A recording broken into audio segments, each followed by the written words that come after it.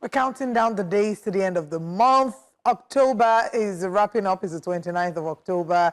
And before we say, Jack, it's going to be 2027. I know I said that intentionally because it looks like all the conversations seem to skip 2026 as elections are the core focus already. You're welcome to Breakfast Central. I am Olive Emodian for the next 3 hours. Join us to explore some of the biggest stories in Nigeria's political space. And guess who's back? Big Joe. J7. I'm just... Joelinton. Olive said 2027. Yes. So I can't find 2026 on my calendar again whenever I come up. You know why? Because what I see is APC, they have skipped PDP, 2026, SDP. What's going on? A lot has happened, Joe. First of all, we missed you and we're happy to have you back. Thank you, I missed you guys too. And great show yesterday. I couldn't help but rewatch the interview. Yeah. And I mean, her response is, nah, don't worry, let's go on. I hope you like my parts though. Yes, as usual. I have no choice. You know, what's going on here? It was fine. It was fine. I like accolades. I live on accolades. Good morning and welcome to Breakfast Central. We're glad to have you join us this beautiful Wednesday morning. When I was in university, Wednesdays was one of my favorite days. Don't ask me why. We'll talk about it after the show. But it's a pleasure to have you join us this morning. As always, we have quite a lot in store for you on the program today. You know, Breakfast Central is one of those shows that at the end of a day, you look at what you've learned, you reflect, and you notice that you've learned quite a lot. We entertain you, we inform you, we also make you laugh once in a while. So it's just the best way to start your day. I am Benga Aborowa. Welcome to the program. Well, I think the introductions are no longer needed, so I want to say thank you so much for joining us as we prepare to get into the wake-up conversations. Sitting on existing protocol and sipping your coffee. And how do they do it? I like to stand, but right now I like to sit on existing protocols, you know, the T silent. Protocols duly observed. Yes, the T silent. In the spirit of observing protocols, we want to specially observe our virtual audience who join us every day. Thank you for streaming News Central's Breakfast Central and News Central in general. And not to worry, as you leave the house to prepare for work, you can take Breakfast Central with you. Continue streaming live on YouTube, drop your comments, and we'll be happy to take them. Let's begin wake-up conversations with a very interesting story. Nobel laureate Wole Soyinka has disclosed that his non-immigrant US visa has now been revoked without basically saying on his own part that there was nothing to trigger that, and that this was made formal by letter dated 23rd of October sent to him by the US consulate, asking him to bring his passport for that to be officially formalized. Let's take a look at this video. Okay. I can consider myself guilty of. In all the years, decades I've been going to the United States. So obviously, it could not have been. I don't believe that they would have dug so far back into my murky past to unearth these two great crimes and then revoke my visa. So the reason had to be somewhere else. So I began to cast what have I done in recent times? Then my mind went to Oscar Arias, the former president of Costa Rica, I think Costa Rica, Arias, the Peace Nobel laureate, whose visa also was revoked. And why was his visa revoked? Because he said that Donald Trump was ruling like an emperor. It served him right. I mean, how would we be calling the whole president of the United States an emperor? That was not very nice. So I looked to see whether I had committed any similar crime. And I remembered that I referred to him as the white version of Idi Amin. Now, you know, dictators are very difficult to please. I would have thought that he was pleased. I mean, Idi Amin was a man of international stature, a statesman, a first-class Democrat, you know. He was also, he called himself the King of Scotland. He called himself a liberator. He said, in fact, he was going to liberate Scotland from the grip of the British. In other words, we should look at Idi Amin as along the line of historic liberators. He was liberating everybody everywhere. Some of them, he even liberated their lives from them, and sent them to places of no return. So when I called Donald Trump Idi Amin, I thought I was paying him a compliment. So why now, if they had contacted me, I would have said, look, I'll look for a new title for you. Maybe give you a more contemporary emperor, like Emperor Bokassa. But I thought that Idi Amin was sufficiently universal. And the man had said, Donald Trump, he was going to rule like a dictator. He's been behaving like a dictator. He should be proud to be acknowledged, a dictator, first class. So there you have it. And we've seen this play out. There was a Norwegian citizen. He was in the United States, and he had a phone, on his phone, a picture of the Vice President of the United States, J.D. Vance. He looked very fat in that picture, and he was deported.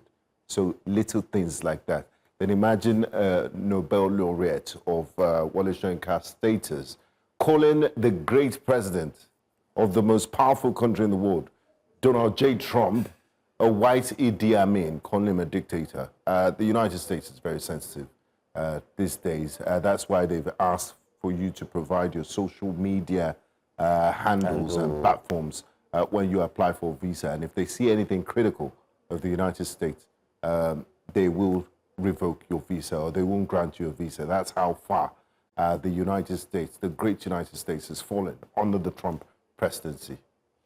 There's a lot being to unearth from what has happened to the Nobel laureate. Another thing we should also look at is the fact that if they say submit your social media, I mean, he did say in that video that he's shocked that they had to go back and unearth, statements and all that. I was wondering, why would they do that? So will they track back to your own social media, you watching now? Did you say anything wrong? Did you say anything that's happening? Will they track back and bring it back up?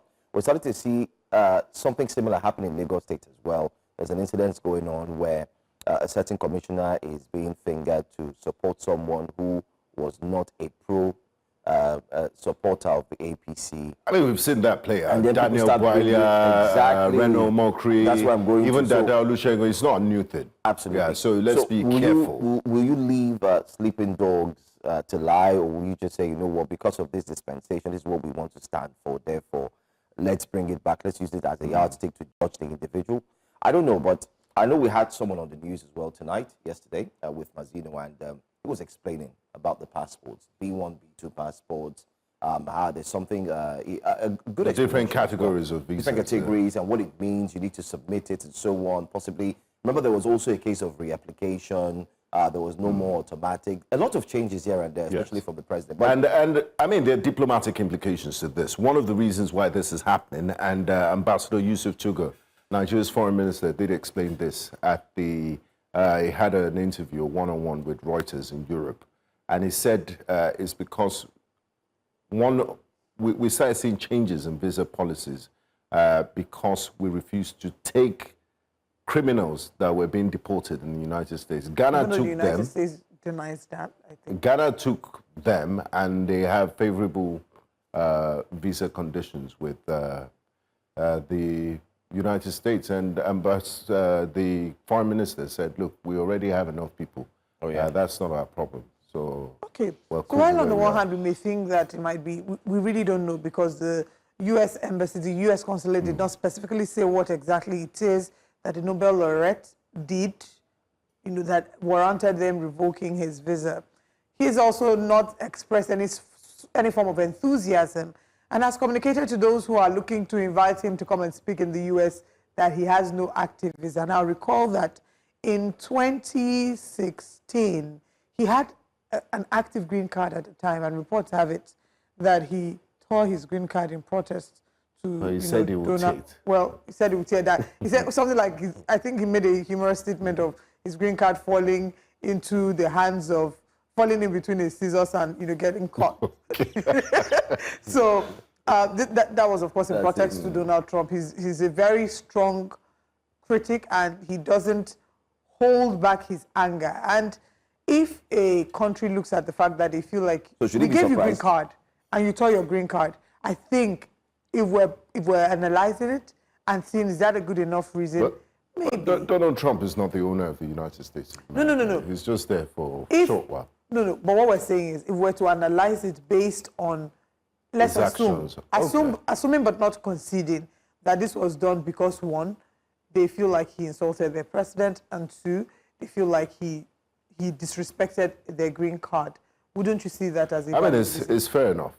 It's fair enough. Because I'm imagining a foreigner in Nigeria who has a green card and decides to publicly say, I don't care about I'm your sure you, of course, green, yeah. I don't care You'll about feel your offended. residency. Yeah. You will feel offended, you know. So I can So, understand the sentiment. I guess it's a live and let live situation, because both parties will definitely not miss each other. And the good thing He's is, not very interested in going to doesn't really America, care. and the Americans don't really care about him. So it's a win-win situation. and the good thing about having lived such a full, rich life is that you've expressed and experienced so many things that at this point, you have no he's reason. 92 years old. Have you realized that I'm not I'm not endorsing cursing? A number of older people feel there's a freedom with which they speak, because at this point they don't care. They've lived life. Are you Who are they going to try to? Are they trying to do? interview yesterday? Also. No. Okay. I wasn't. I mean, there are elements of that But there's too. a certain boldness with which older people speak. They don't Who's care. going to beat me? Who's going to beat them? They've What do I lived have life. to They've lose? seen What do I have to exactly. I mean, nothing he's to a lose. Nobel laureate. He's traveled the world. He's He world has a acclaimed. rich life. A rich He's profile. achieved what Donald Trump can never think of, dream of achieving in his lifetime. So he's happy. Anyway, Benga, Benga, Benga, that we're is coming your take. down. Let's go straight to what Let's not Nigerians cross are fight saying. too. Please, let's go to what Nigerians are saying very quickly. The U.S. consulate might be following procedure, but it completely missed the tone, Emmy says. This is Wole Soyinka, a global figure, not just another visa applicant at 91, asking him to reapply. Like everyone else, may be technically correct, but it's a clear slight to his stature. Some things go beyond bureaucracy. It's about respect and basic diplomatic sense. That's what Amy says, and that's how strongly she feels. Professor Mbeke says, the United States of America was right, fully right, to revoke Professor Wole Soyinka's visa. If needed, he once stole his American green card. That act was not a symbol of protest. It was a public declaration of contempt. Take note of that. You cannot tear up a nation's symbol of trust and privilege and then expect to walk back into the same nation with entitlement. The American visa is not a souvenir. It's a covenant of respect between the bearer and the state. When Professor Soyinka ripped his green card in 2016 to protest America's political direction, it was not just rejecting an administration. It was rejecting the sovereignty of the United States itself. Every lawful government acts to defend its dignity, its borders, and its symbols of authority. To revoke his visa is not a pettiness. It is principle. It is America saying you cannot mock our values and still demand our hospitality. Anyway, he goes on to break it down, and I think he's also making some sense here, because we also have analyzed it. You have to look at the country. What Olive said. Yeah. Exactly. Look at the country, and then also look at the act. Who remembers when former President Olusegun Obasanjo, that was president of Nigeria under the People's Democratic Party for 8 years, tore his PDP membership card, and since then he hasn't reapplied. So I think when people like this do those symbolic gestures, they really mean it. And I don't think Professor Soyinka, maybe after Trump presidency, he might decide to visit the United States. Did Amawole tear his... Martin Samuel. Martin. He did not hear. It was a word of mouth potting. Okay. So what do you do in that one? No. It's word of mouth. No, those ones word of can mouth. say That's slip why of it has tongue. been sorted out, and now peace has been restored in this state. Yes. I let them keep the peace. Let's keep the peace. Right. Okay, let's move now to Enugu State, where this is rather appalling news. A man has been arrested for defiling his minor daughters in Enugu. Two things here, not just the fact that, first, that they're his daughters. How do people find their children sexually attractive? Then secondly, they are minors. In fact, on all counts, it's despicable. We have a video. Let's take a look at the video, and then we'll come back to share our thoughts on it.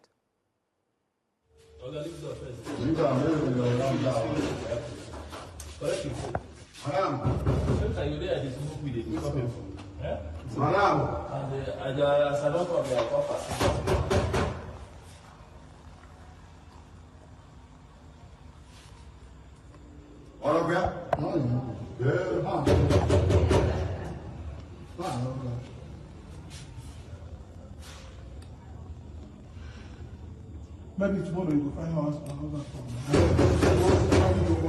Madam, Chiso!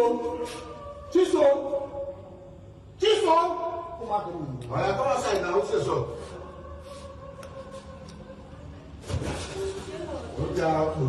I bet, not yes, tomorrow, come to the station. Police there. One more,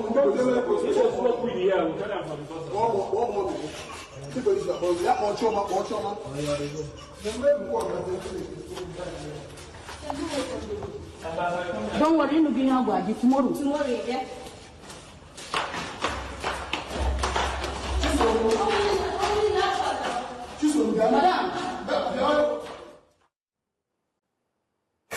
Now, this is not the first time we're going to hear of stories or incidences like this. It's quite common. In short, there's another one that's trending right now. That's another sad and chaotic story that I'm sure if we take it, we will not leave the set. But this one is this same man. Olive did ask a question, and I also wonder. And the answer simply is, if any man is in that state, he's sick. Yeah, he needs serious psychiatric evaluation because it's beyond. It's beyond. And if you start finding that you're becoming sexually attracted to a minor, and you try to control your thoughts yourself and you can't, just go for help. Just call for help. Absolutely. You understand? It's quite sad with what we see. Then when you bring up these conversations, which I 100% agree with, because I think that children are not to be abused. They are meant to be protected. Some of them, the argument they used to push back is, what about in northern Nigeria, where minors are allowed to get married? Do we call that abuse, where people still have sexual, they get into marriages and then sleep with these young girls. And then there are incidents of VVF and all of that. It's a conversation we need to have. It's wrong anywhere in the world, under the sun, as long as you're a minor. So the problem is now the fact that it's not the fact that we shouldn't excuse it. And then the level of, so we've gone beyond sleeping with a minor. This is double jeopardy. You slept with a minor and then you're committing incest at the same time. It's just despicable. Even though the way the world is going now, there's so many extreme levels of depravities that are being pushed for. Things like incest will soon start. People are advocating for the rights of on social media, people to be incestuous, and they'll make reference to certain historical contexts. Again, it's just, we shouldn't even give it any it's illegal. Time. It's sad, and kudos to parents who spot these anomalies and point them out, because unfortunately, in our African tradition, sometimes what happens is they tend to cover it up and say, don't let people know, it's a shame to the family, let's protect our family. But let's see what Nigerians are saying about this on X. Take a few tweets. I've always maintained that not every human being should get married or raise children. Some people do not possess the qualities necessary for such endeavors. The same thing applies to voting, policing, and leadership. I agree. Voting is a bit too extreme. That's a bit extreme, I agree. That's extreme. Well, police, yes. All right. Leadership, yes. After customer service. Second tweet, Binga.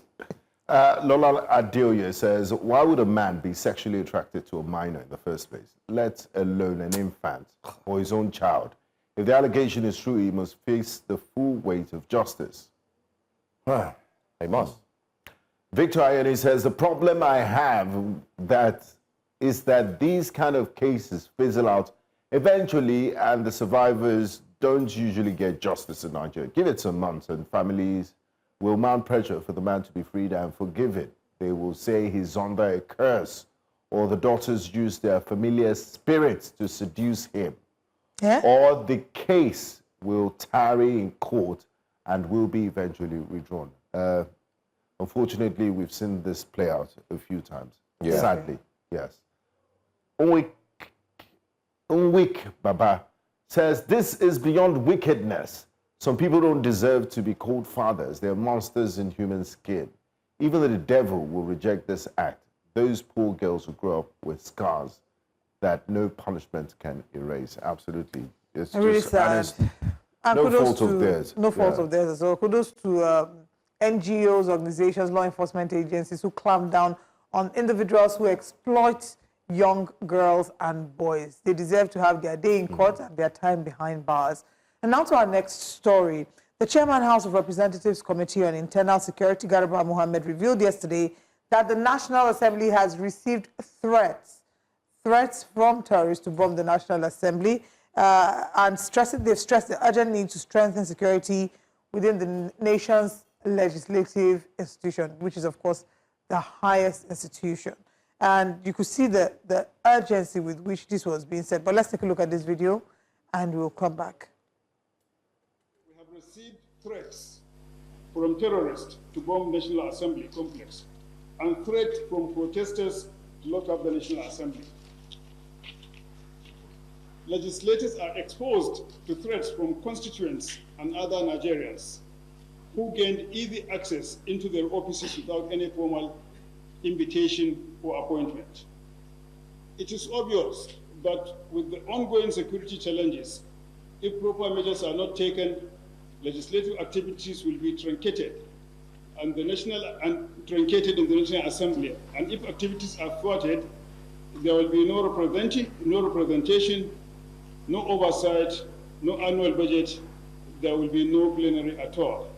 And all this will destabilize legislative procedure, democracy, and the stability of the system and the nation at large.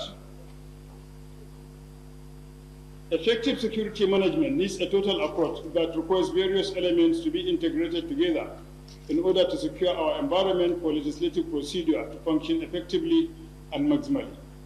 That is why this bill is very important, because it seeks to address all the challenges as aforesaid and adopted world-based practices of parliamentary security procedures and architecture. In the reported speech, he says, legislators are exposed to threats from constituents and others who gain easy access into their offices without any formal appointment. Wow. Where does that happen? And I find that very hard to believe. And does this apply to all legislators? Now, the last news we saw was that along the corridors of power of the Senate president, they banned people from moving around recklessly. So I don't understand what the let me tell you why I pointed that out. I pointed that out because of the seeming alarm and selective urgency. Yes, with which this is being treated. Nigerians in case they haven't noticed, there is a security crisis on our hands. The average Nigerian is at risk of being, and they're exposed to all these threats. To issues with insecurity. So the concern should not be about, yes, I think it's important to address if they've been receiving threats to target the National Assembly. It's important to address that. But as they're amplifying the security at the National Assembly, they should be prioritizing our security, wielding legislative instruments to ensure that security is at the top burner of conversations. But let's see what Nigerians are saying. They have made a formal complaint to the Office of the National Security Advisor, the police, so as to do something about the threat and, track where the threats are emanating from. All right, let's take a few tweets so we can take our final story today. But let's see what Nigerians are saying next. I don't know what these terrorists are waiting for. Why the delay?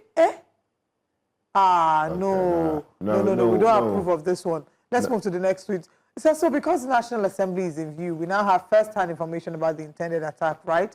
Hand will touch everyone, Joseph says. Big Shine says, they should relax. Everything will be in control. No need for unnecessary panic. The country is in safe hands. Also, let's put it in prayer. You can smell big the sarcasm. I see your big sarcasm. Very big. Governor Shokwa says, this will be when all of us will shout, one Nigeria, because the meaning has eluded us long ago. And our final tweet, the House of Representatives has been indifferent to the suffering of people in Kogi, Niger, Plateau, Benue, and so on. Abuja is just next door to all of these. I like that last line. Again, it is the people of Nigeria that are having a security crisis. We're not downplaying any threats. Any threats should be reported to law enforcement agents. Absolutely. And security should be a top conversation at the front burner. Final conversation. Unilag has banned, reports have it, that Unilag has banned skit making and content creation without approval, meaning that if you're a content creator within the school, you need to get approval to film your content. Excuse me. And if you're a content creator from outside, that wants to come and do all those interviews, you know, those random vox pops that they do in Unilag, you can't do it without getting prior approval. What would be the implication what animal of is this? Sorry? What animal is this Exactly. type of content? Can you spell this? All those quiz that they do. It would seem that they're trying to protect the image of the school and how the school is being perceived. But we can't deny the fact that a lot of content creators have been birthed from Unilag. Even the fact that young people are exploring a new career path. Content creating has given young people a voice, an opportunity to tell stories. In some cases, yes, it's been used the wrong way. But you can't throw away the baby and the bath. So, but these are visuals now from University of Lagos. You can't so shoot if around our here. crew goes there, we'll have to see the VC. We're not content creators, we are press. Okay. Okay, let's take what Nigerians are saying on X as quickly as we can and then come to wrap things up. So because they fear small camera, Unilag want turn university to secondary school hostel. Now this same Gen Z will go still carry Nigeria for head tomorrow, una they suppress. How skit making and vox pop come turn to crime? If na foreign school, now them would they praise students for creativity. For Nigeria, them go ban them. University is supposed to be a place of free thought, not dictatorship. If them they fear skits, maybe the real joke now the school management. Hey, I don't think I have any other thing to say. This is how tyranny starts, one ban at a time. Today it's skit makers, tomorrow it's students with opinions. Unilag should be nurturing creativity, not choking it. A university that fears creativity is breeding slaves, not scholars. This is dictatorship in academic clothing, Reboot Nigeria says. My dear colleagues, I'm sure when you guys were in school, to show how old you are, the only skit you could do on your phone was snake game. Snake game. You didn't have this kind of high-powered phones. Is this what I'm thinking? It's a wrong move, though. Content has been the only alternative for youths to put food on their table. Stop it and see how internet scamming will skyrocket, Adoyi Freeman says. And our final tweet, content creator don't plenty past students we won't read. Again, it'd be interesting for us to hear the perspective of the university. I would assume that they're trying to protect the image of the university, how the university is being portrayed to the public eye. But we cannot stifle and suppress creativity in a university. Yes, in a university. I mean, it's contrary to the idea of a university. That's why it's called the Ivory Towers. That's where the scientists and ideas, the humanities people conduct research and all of that. So there's a certain energy that the university environment has. Have there been cases of abuse? Obviously, yes. But we always do this. We throw away the baby and the bathwater. Yes. In I think the best thing they can do the is... solution is ban, ban, ban. I think they can just put boundaries. Exactly. So what are the boundaries? So boundaries are, you can't film here. Yeah, around the Senate. You can't film here. We'll come back to But talk you can about film this. anywhere else. Head but to you can't YouTube film. and And let then the us sort know. of content Let you're us also know. churning Maybe out. we should ask if our it's viewers. overtly sexual Head to YouTube and let things us like know that. on New Yeah. Central TV what and how you think this can be regulated. But now let's share with you what the headlines this morning are on Breakfast Central.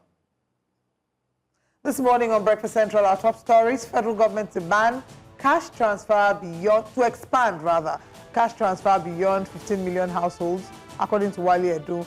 And they're asking, is Nigeria sliding into a one-party state, or are they just really aligning with the center? We'll be looking at a crisis that's happening in Delta State Polytechnic, talking about the rector and, racketeering and other issues. Senate to screen service chiefs and the newspaper front pages will be a key part of the show. Join us for all these and more.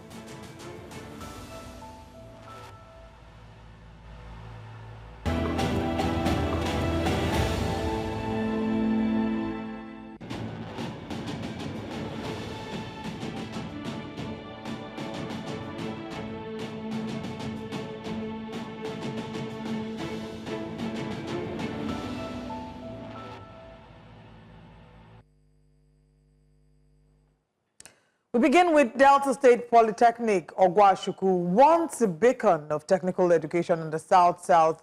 It's now, unfortunately, the epicenter of a storm. The rector and several senior officials were recently suspended by the State's House of Assembly following explosive revelations of certificate-racketeering and gross mismanagement.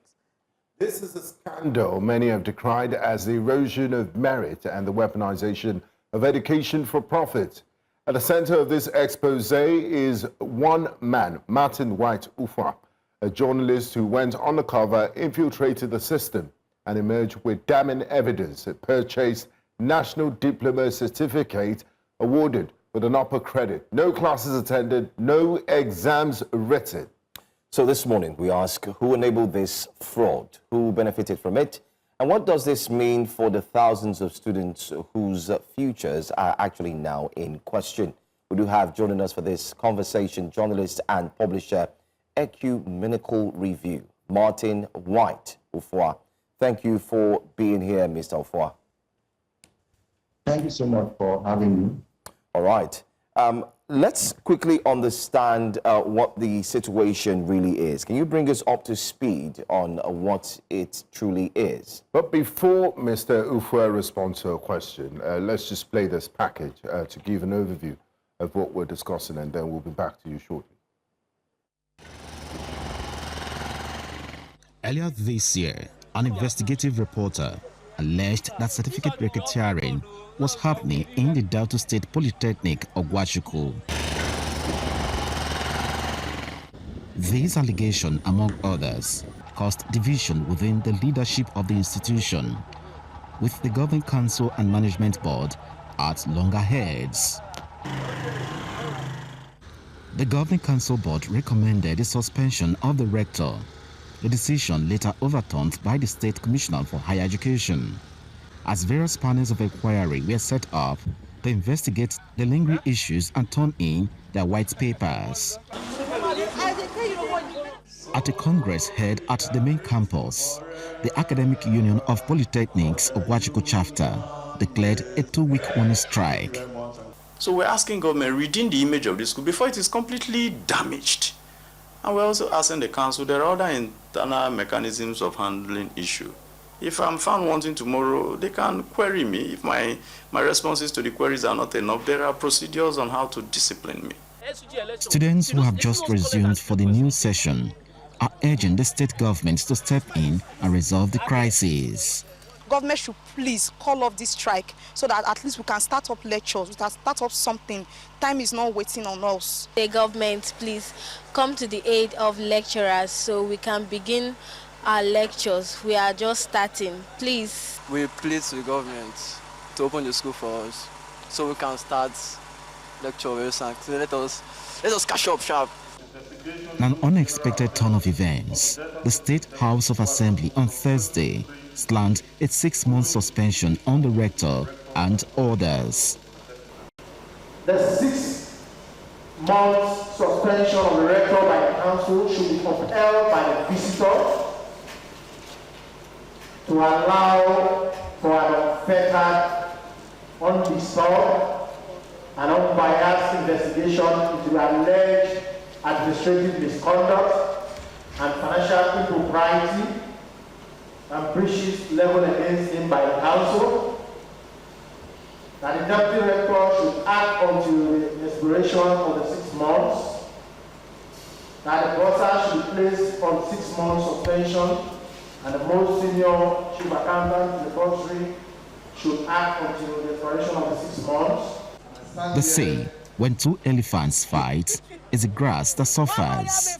In this case, the proverbial grass, which are the students, will be hoping that the fight would be resolved sooner than later to rescue their failing education. In Delta for News Central, Austin Azu. All right. I think that report package sheds more light into the current situation. So we'll go straight to our questions to find out what is really happening. So how did a state like Delta State Polytechnic, how did it move from being one that everyone wanted to go to, one that everybody wanted to attend, especially a center of learning, and then all of a sudden it is indeed faced with these challenges and situation? Can you hear us, Mr. White? Are you there? Yes, I can hear. Yes. I'm here. So what really happened? Okay. Yes, go on. Okay. In 2023, I decided to investigate based on stories around the certificate-racketeering in the institution. So that was how I got myself into the school to investigate the facts.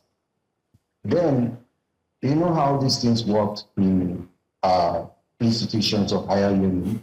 There's always a front man for the syndicate.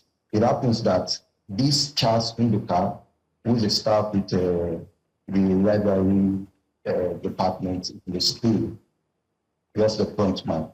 So I got talking with him, and in the process, they let me know that he actually worked in concert with the registrar and some other people in the exams and records. Now, initially, he didn't know that he was being investigated. He thought I was serious about purchasing the certificate, because before I got to the school, I already deposed some things at the court that I was going to be investigating this school. So we got talking and then negotiated the price for the certificate, and eventually we negotiated to 235,000 naira, which I paid in 2 installments to him, and then he sent the certificate down to me. Now, because I knew that it is possible for him to forge the certificate, I decided I wanted to verify the certificate. So I sent a request with a dummy company to the office of the registrar through DHL. It was a return courier service.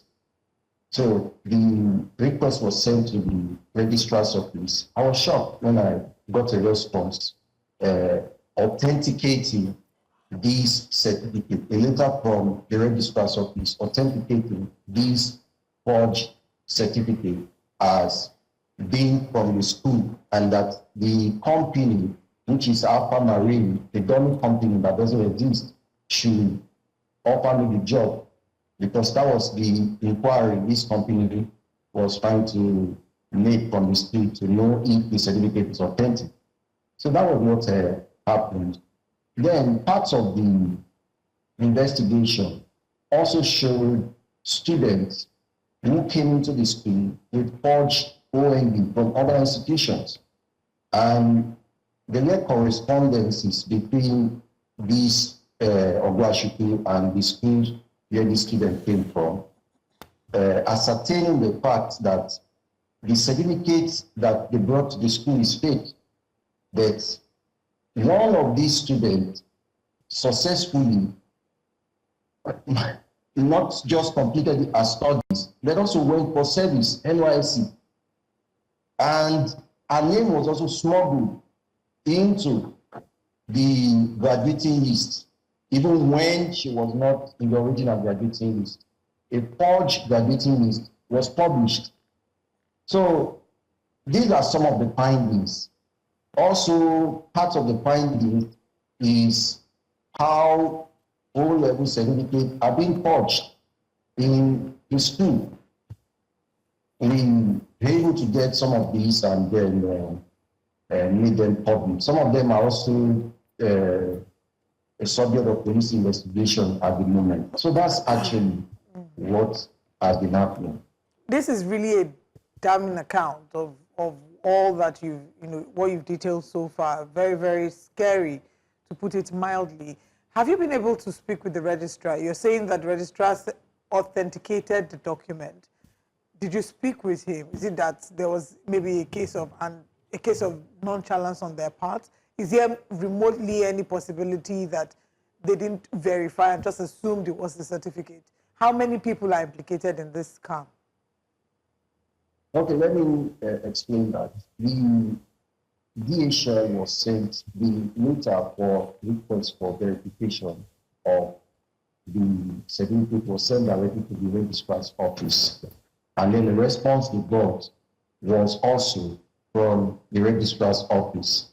So if the process was hijacked, we have the explanation or explaining to the public that everything we got as a verification letter was from the registrar's office. So it wasn't sent to an individual in the school. It wasn't sent to any other department. It was sent to the registrar's office.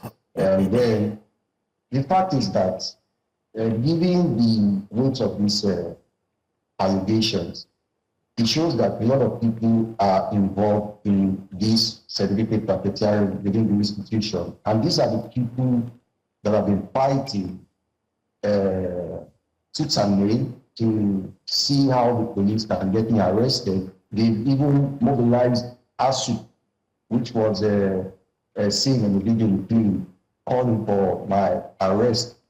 But none of such will happen because the evidence are so glaring. I've been invited by the government to government's house once, and then also the committee set up by the Governing Council of the school, also in Asaba. Both meetings held in Asaba. I tendered my evidence, which I also presented to the Post Criminal Investigation Department here in Abuja. So none of them have been able to refute this fact.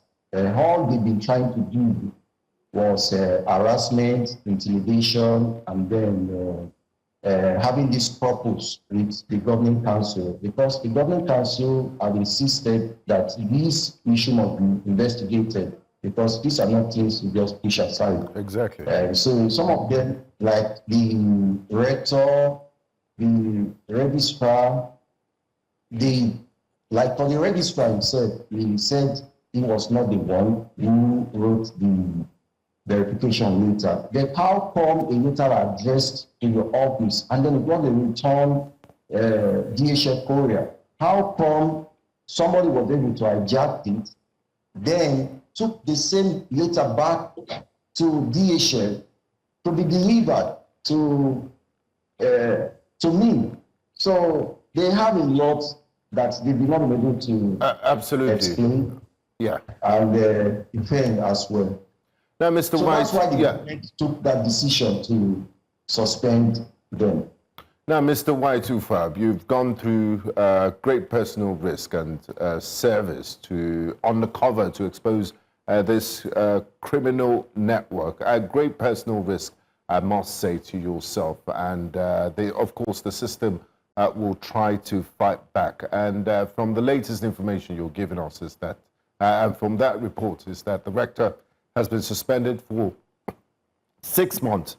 Now, beyond suspensions and outrage, what tangible reforms should the state government and educational authorities implement to restore integrity that has been totally damaged of Delta State, of the Polytechnic in Ogwashi-Uku, transparency and trust in technical education? And also, what are some of the, because people might think, you know, Nigeria, they will say Nigeria is corrupt. After all, politicians are doing this. Can you give us tangible examples of implications of this if it's left, if it's not addressed, of this certificate scandal?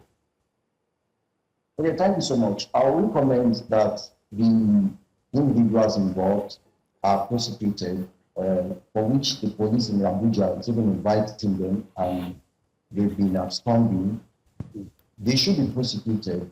Then, secondly, the Polytechnic should revalidate all certificates since inception of that school. All certificates should be revalidated. Then, thirdly, the security features in the school certificate should be worked on. And then also, we should have all students who had successfully passed through that school published on the website, so that all employers will know whoever brought or whoever is bringing a certificate from the school. They can just check it online. They don't need to write to the school, because sometimes this transition process of trying to get a response from the school or from the school is where the issue is. So these are the recommendations.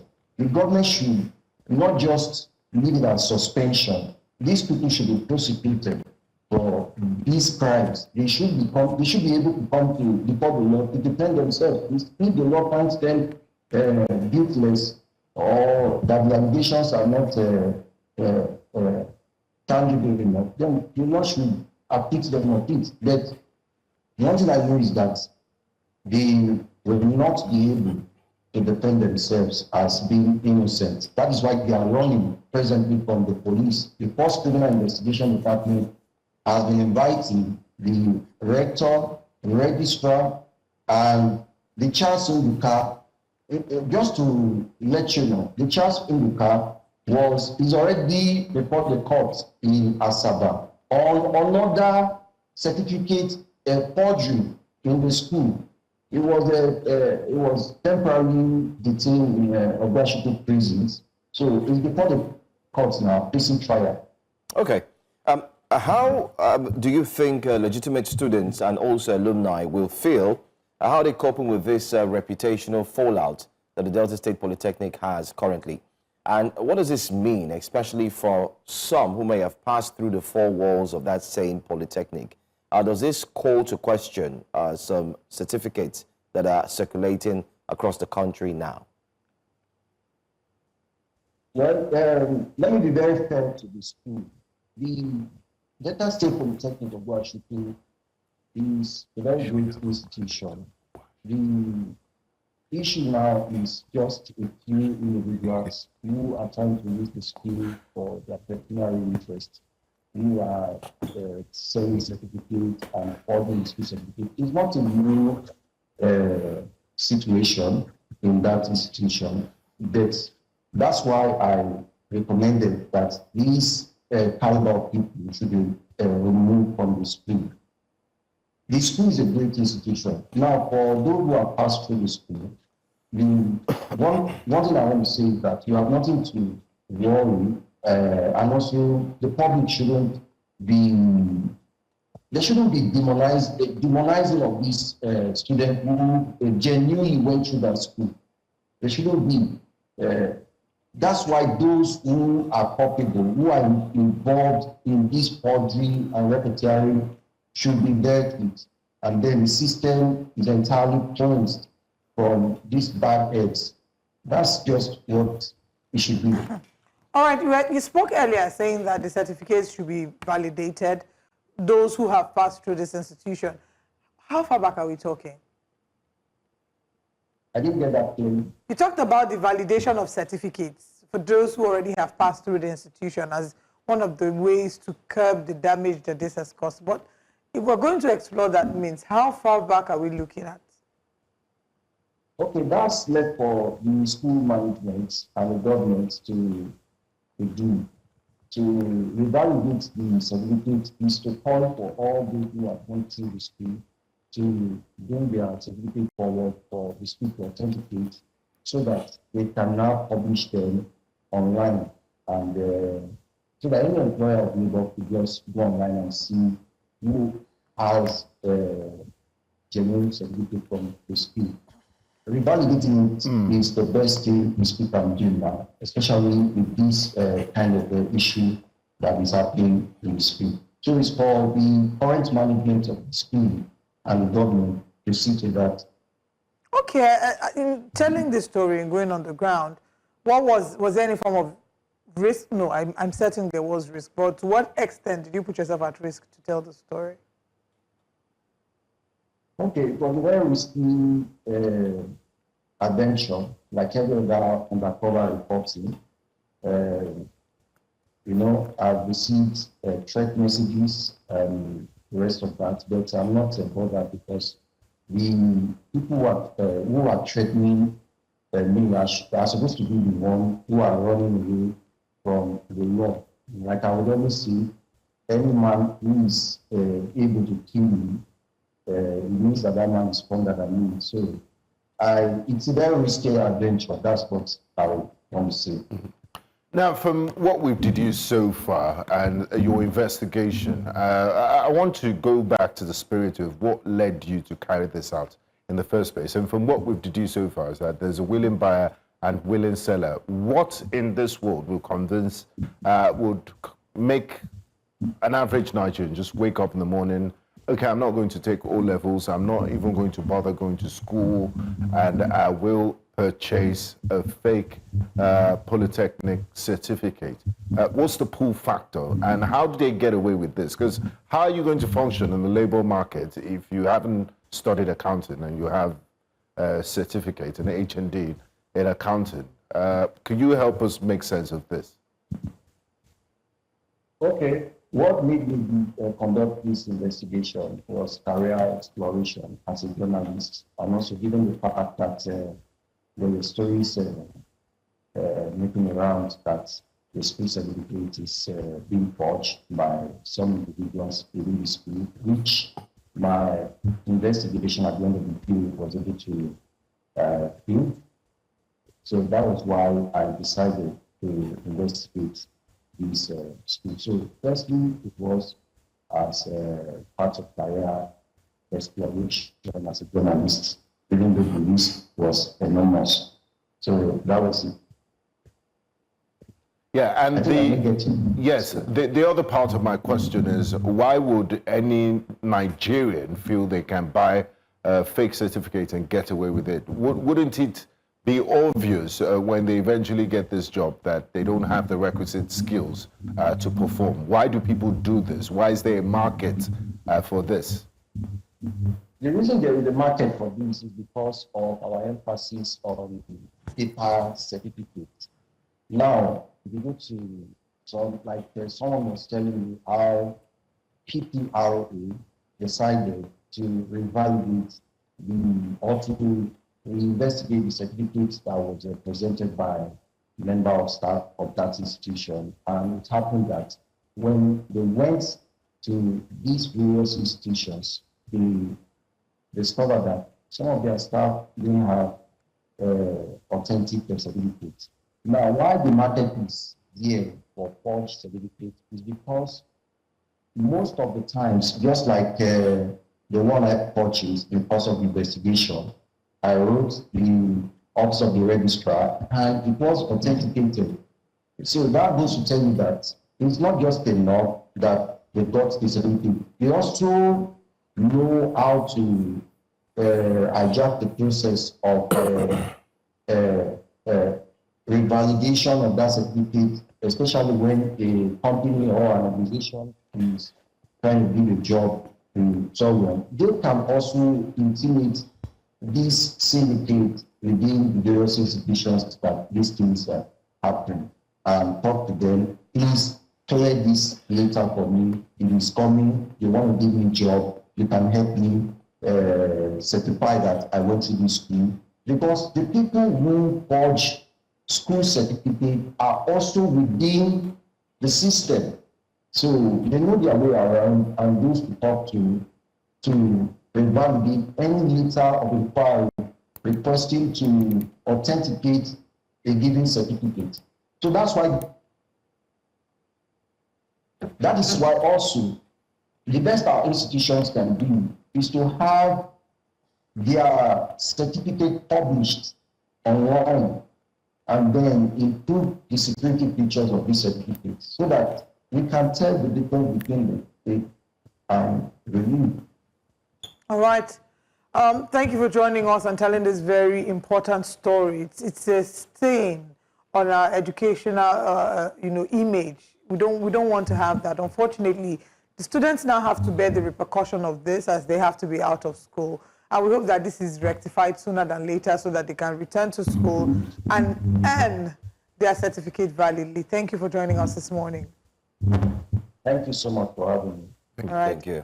The Nigerian Senate has resolved to screen and confirm the newly appointed service chiefs by President Bola Tinubu on Wednesday, October 29th. This comes as lawmakers are in high spirits and they congratulated the federal government and Nigerians on the country's removal, along with South Africa, from the Financial Action Task Force grey list. This development is seen as restoring international confidence in Nigeria's commitment to strengthen its anti-money laundering and counter-terrorism financing systems. News Central's National Assembly correspondent, Sagir Ibrahim, reports from the Red Chamber. Lawmakers settle in to begin the first plenary of the week. As the preliminaries conclude, Benue Northeast lawmaker Emmanuel Udende moved a motion of urgent public importance commending the executive, the president of the Senate, the Nigerian Financial Intelligence Unit, and other stakeholders for their efforts in ensuring Nigeria's removal from the FATF grey list. The motion passed without objection. This single act certainly will boost investor confidence and reassure the International Committee on Nigeria's renewed commitment to transparency, accountability, and global financial standards.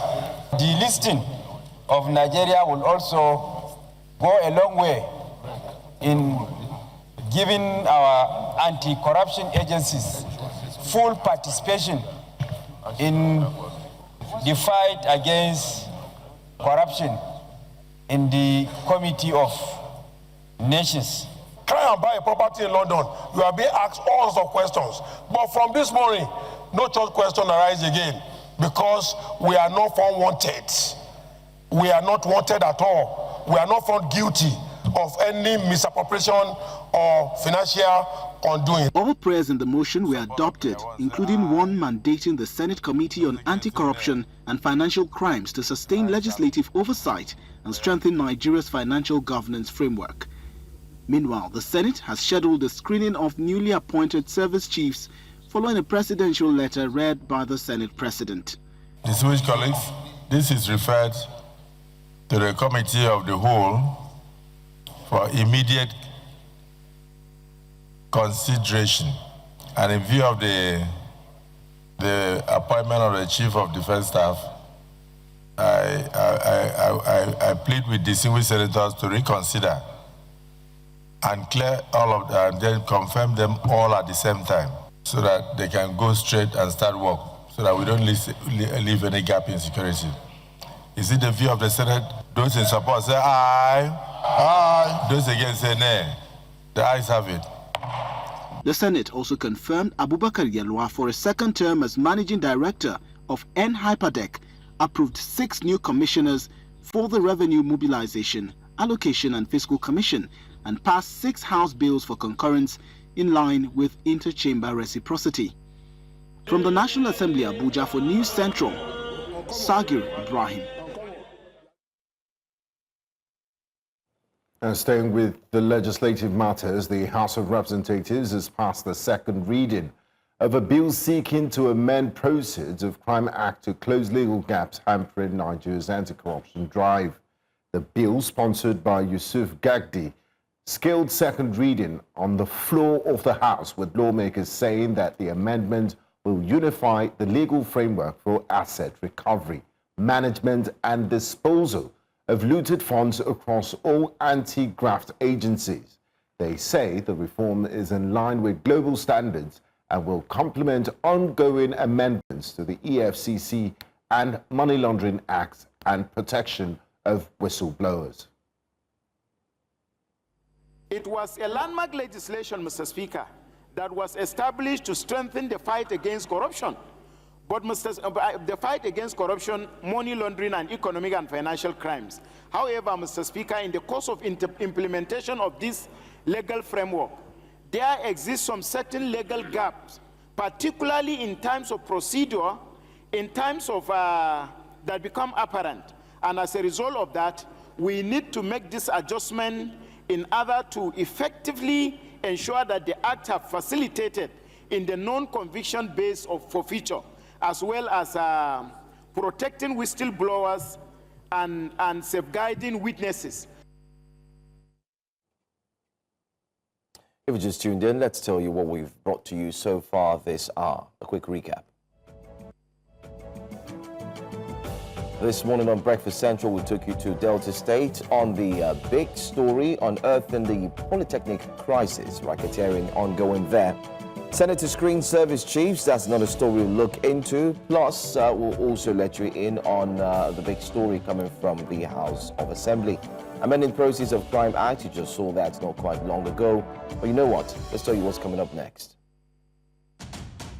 Coming up next here on Breakfast Central, federal government to expand cash transfer yet again.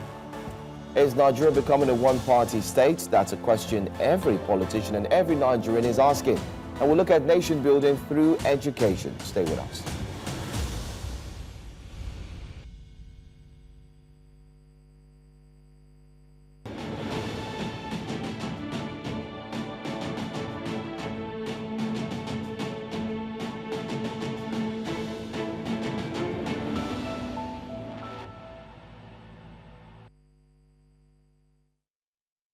The federal government of Nigeria has announced plans to expand its direct cash transfer program beyond 15 million households. That's 15 million families receiving direct financial aid.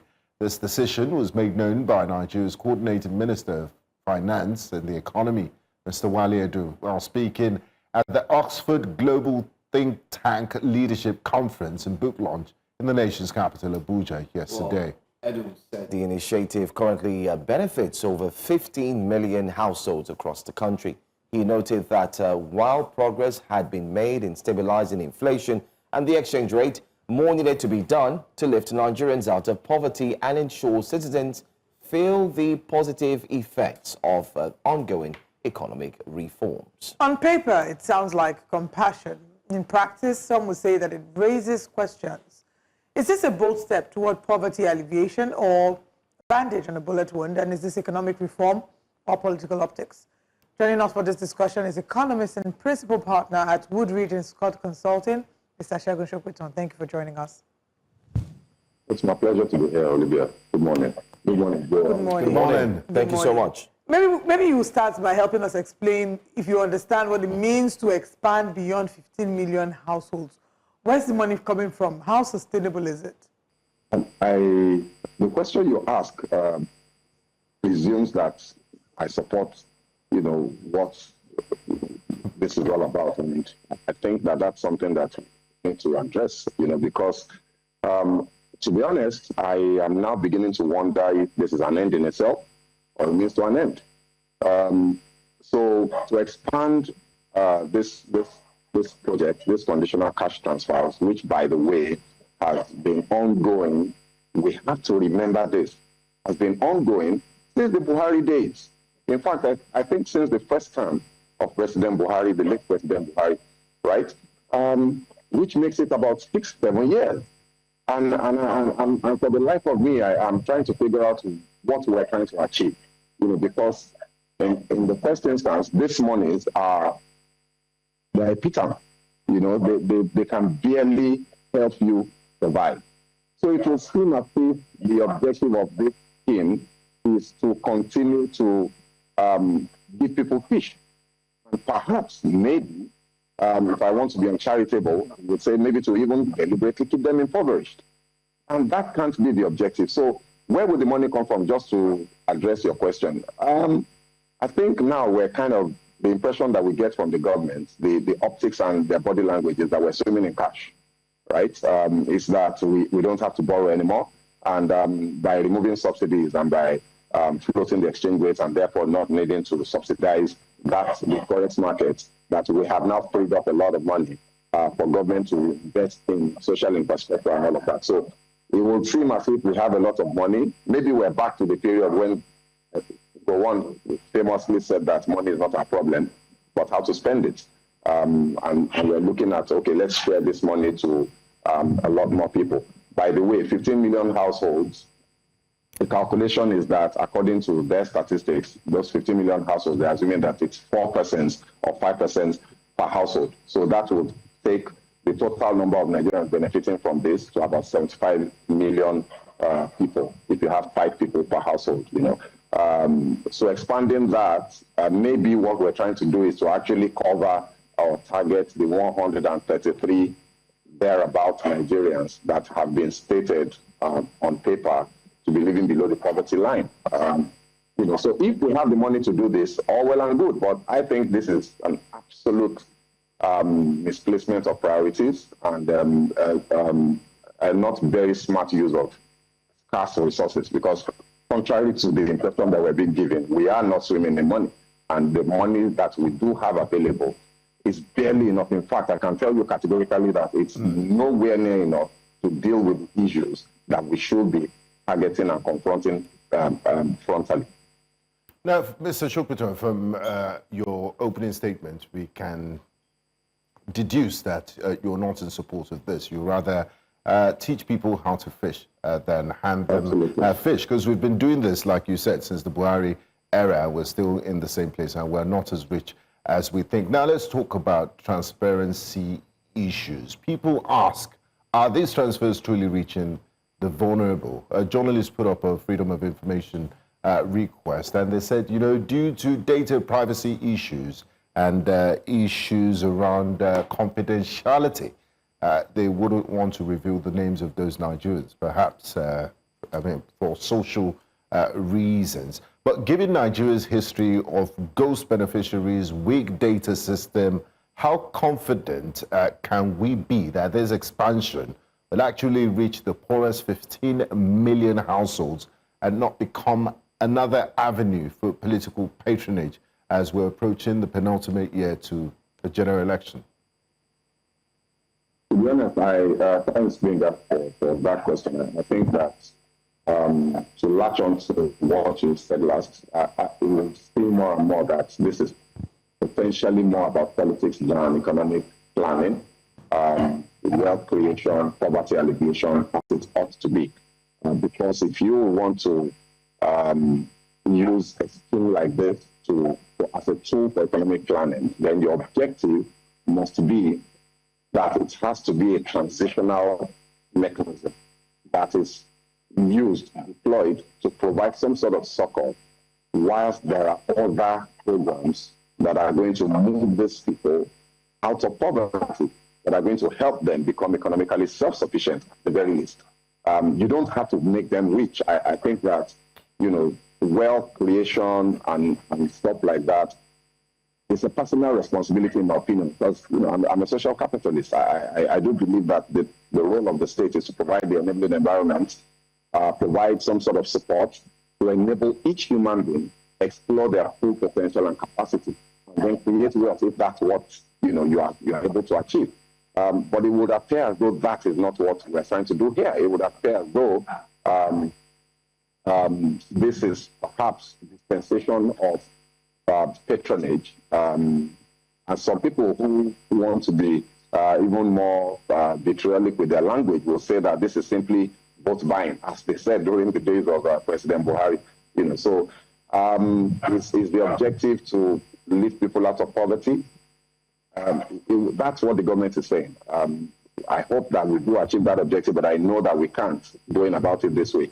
And then talking about the transparency issues. Well, this scheme has the full backing of the World Bank. There appears to be a lot of transparency in viewing mechanisms embedded in the whole process. For example, the minister says that the national identification number of every beneficiary is on the database, and that payments are not made in cash anymore. The payments are made through bank transfers, which would then suppose that you can interrogate that data and confirm, that payments indeed have been made. Is it available to the public? Apparently not. Should it be? I think so. After all, it's public funds we're spending. So the privacy concern excuse for keeping this opaque, for me, doesn't hold water. It's our money. It's taxpayers' money, and taxpayers must know what their money is being used to and who is, getting out of it, so that we remove the possibility that this is actually just being used to dispense patronage to political acolytes, which is what we have seen happen with all of the palliative schemes right from the days of COVID up until even this most recent ones after subsidy removal.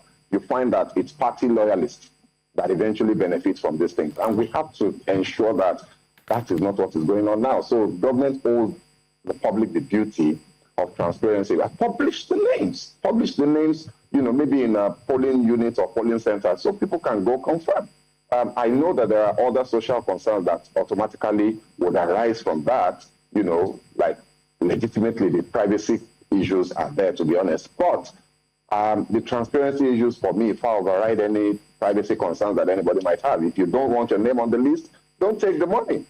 If you are taking public money, then people should know that you are taking public money and see that your life is actually improving as a result. But ultimately, for me, the issue is we can't deal with poverty like this. We have to have very clearly well thought through programs that will help people create wealth and explore their full potential. That's what they did in places like India. That's what they did in China. But in India in particular, because they had some sort of a conditional cash transfer program as well. But this was only for a very short period, while while other programs then kicked in and helped those people to begin to become self-sufficient economically. I know we've talked on transparency, and the federal government says the process is transparent.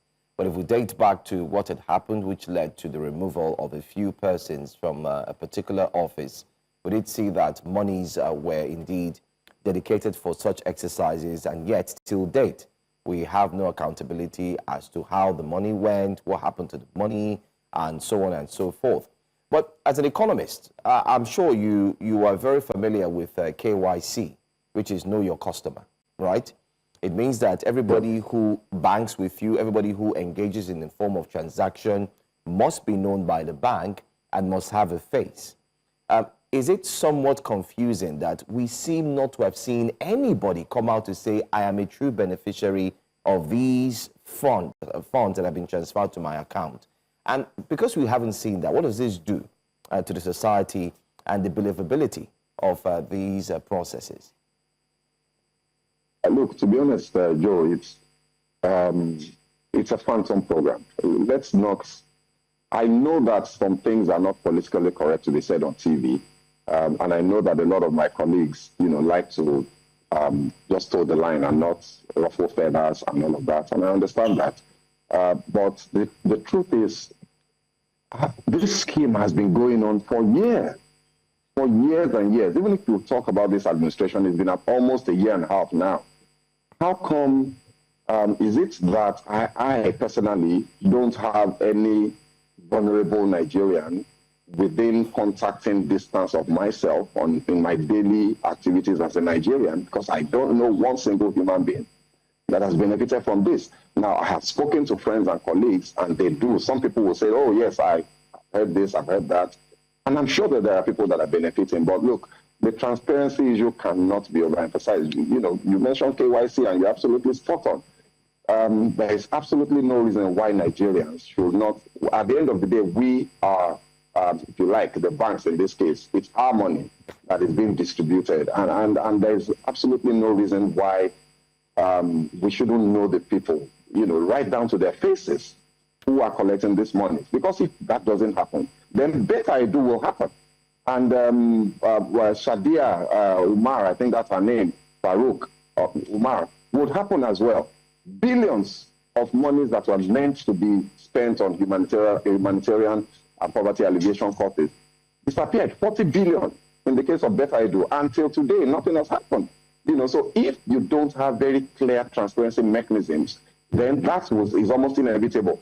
Now, and I think it's also bears saying that it's not only by posting their names and pictures that you can have transparency. You could, for example, put up a portal where interested members of the public can go query the system. So you don't have to have everybody's name out there in the public, but it should be available upon investigation and interrogation. If you as a journalist decide that you want to know who has benefited from this, maybe in the Ikeja local government, for example, there has to be some sort of, means to achieve that without you having to go out of your way and say, oh, you want to use the Freedom of Information Act, to get that information out. And there is no effort, to my knowledge, of, the part of government to make that easily possible. So that needs to be addressed, because these are public funds, like I keep saying. Is it not an argument, those who would say that you can't just put the details and the data of these individuals out there because you also need to protect their data?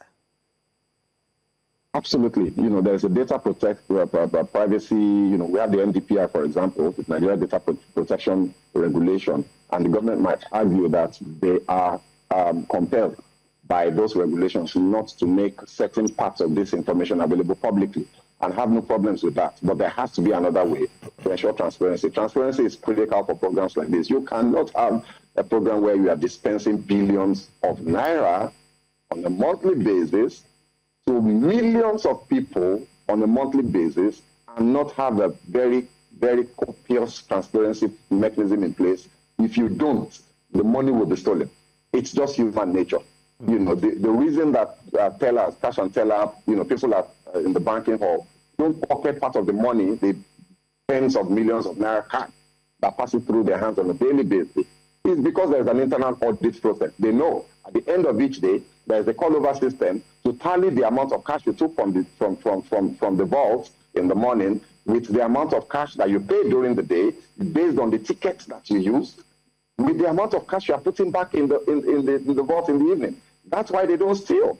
The moment there is a loophole in that process, people pocket those monies. And, you know, I used to be in the banking system, and we had cases of that happening. It's just human nature to take care of your self-interest if the opportunity arises, even if it will damage other people's interests. So, yes, the privacy concerns are genuine, and I agree with them fully, but there must be a transparency mechanism that maybe does not compromise the specific identities of people, and that's possible. All you need to do is to be willing to subject yourself to that transparency process, and you will find it. It's not rocket science. Now, Mr. Sokoto, talking about rocket science, you did mention something quite instructive, and I want us to interrogate it further. You gave the example of India that did conditional cash transfers and then shifted.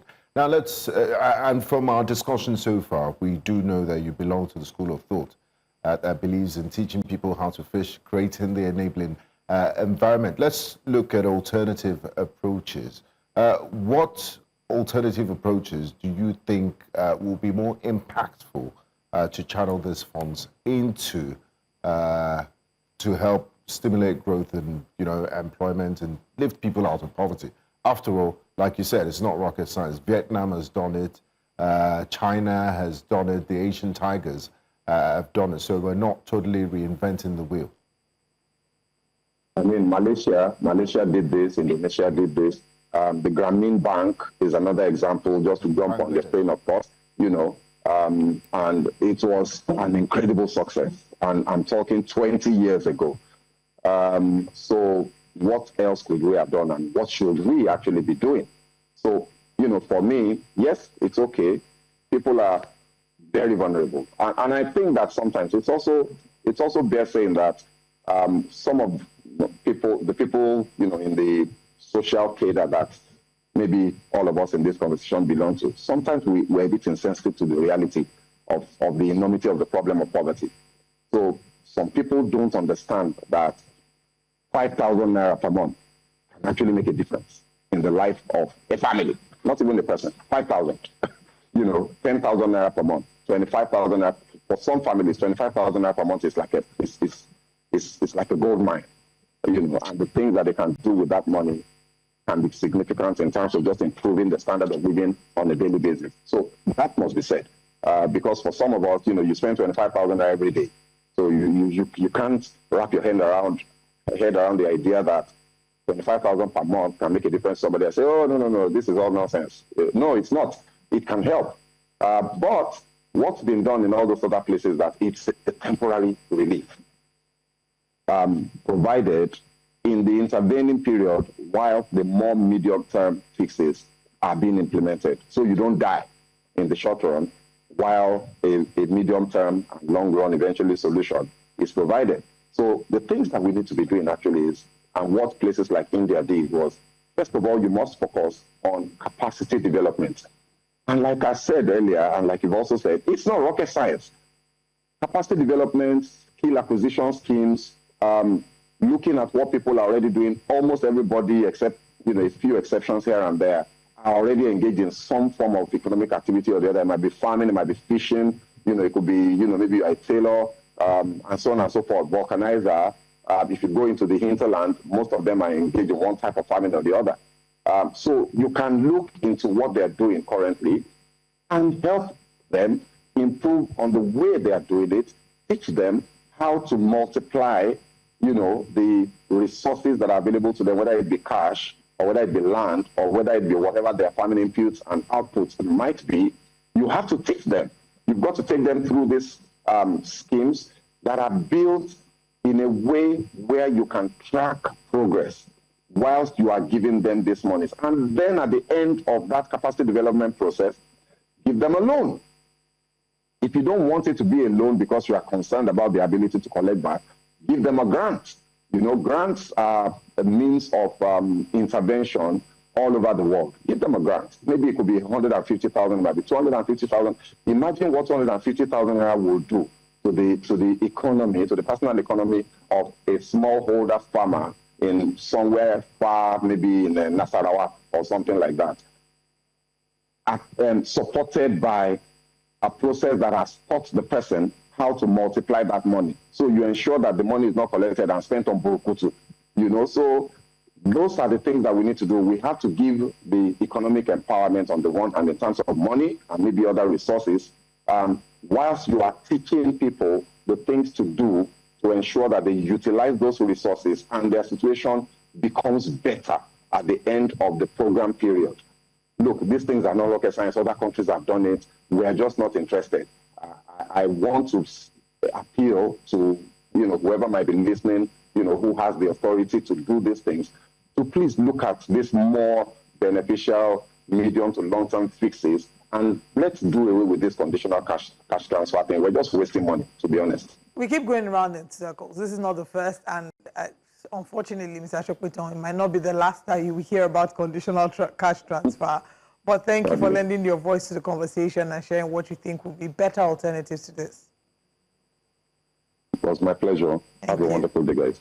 All right, Breakfast Central goes on a break. When we come back, there still are more stories to look at. Please stay with us.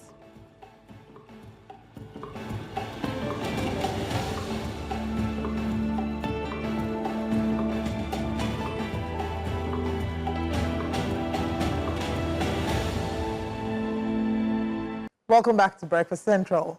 Concerns are mounting over Nigeria's seeming gradual shift toward what many will call a one-party system, as the ruling All Progressives Congress APC continues to absorb opposition figures and expand its dominance nationwide. What many describe as the quiet erosion of opposition has intensified following the exit of governors and key PDP leaders in recent weeks, leaving the once powerful People's Democratic Party struggling to stay afloat. We've seen Governor Peter Mba, his deputy Ifeanyi Osai, and the entire PDP structure in Enugu State officially joining the ruling APC last Tuesday, marking the end of PDP's dominance in the southeast. With this development, APC now controls 24 out of 36 states, while the PDP holds only 8. The All Progressives Grand Alliance, APGA, Labour Party, and New Nigeria People's Party, NNPP, each control one state. We're looking at if Nigeria truly is swinging into a one-party state, or if, there isn't a cause for alarm. And joining us to discuss this in the studio with us is Executive Director of Lead Network Africa, Chukwuma Okenwa. Good to have you in the studio.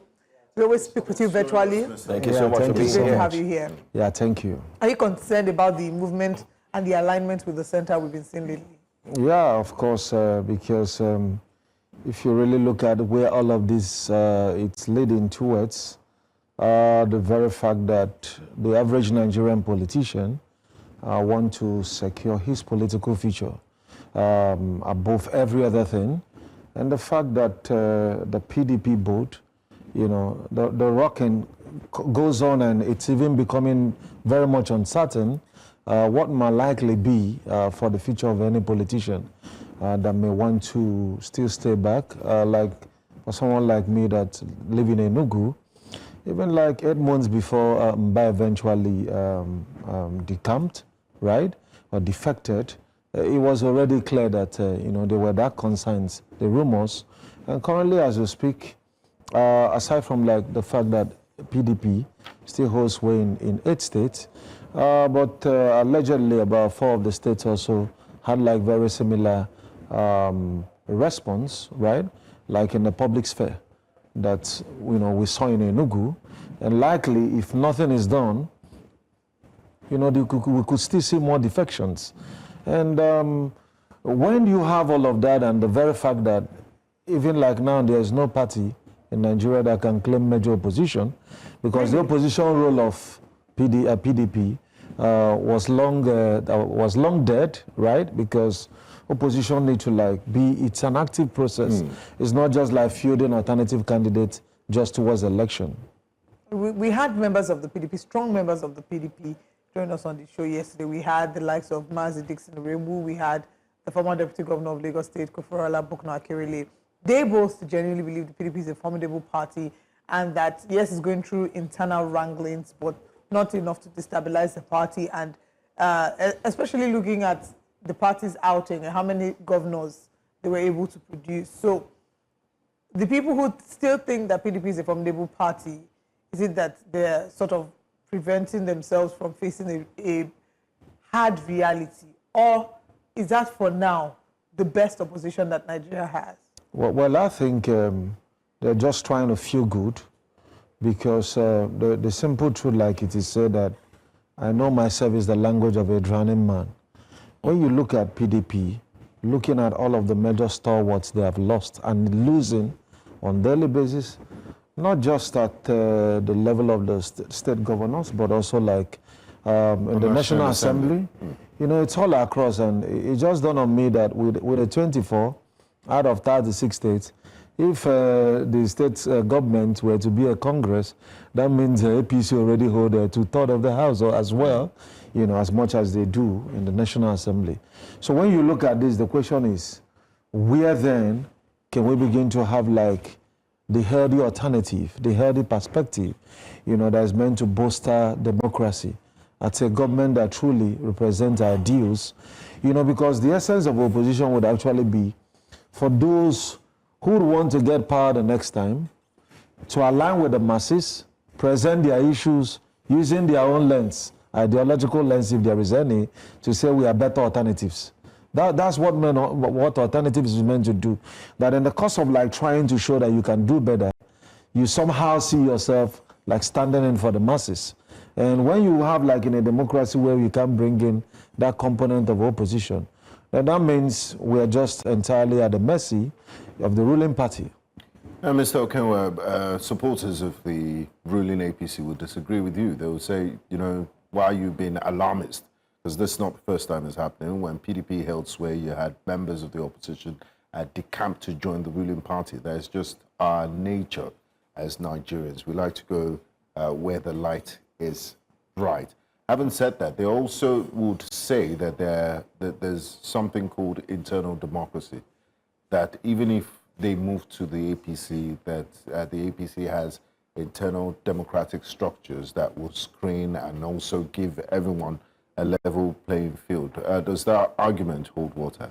Well, I think it doesn't hold as much as water as it should, because if you look at how the political climate in Nigeria has evolved, I mean, when PDP pretty much came on board in the Fourth Republic, was like the dominant party.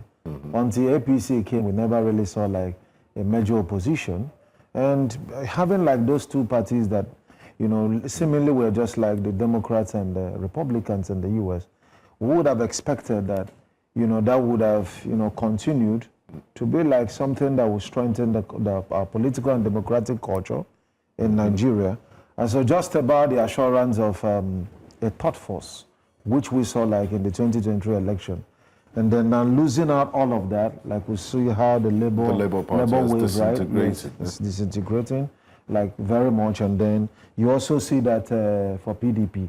So just about the time where like the political climate was almost becoming very healthy, we are now going back to, you could see the reference APC is making, like as far back as, you understand, you know, when the But the politicians say, you know, they're joining APC because they're doing a good job, they want to align. Not at all. You don't believe that? No, not at all. Certainly not. Certainly not. I just want us to look at this. My question will be a two-part question. The first one is just scrolling through some of the newspapers. ADC accuses APC of infiltrating opposition coalition. Leaders in Kaduna, you have that. You also have Labour Party accuses APC of plotting to infiltrate its ranks.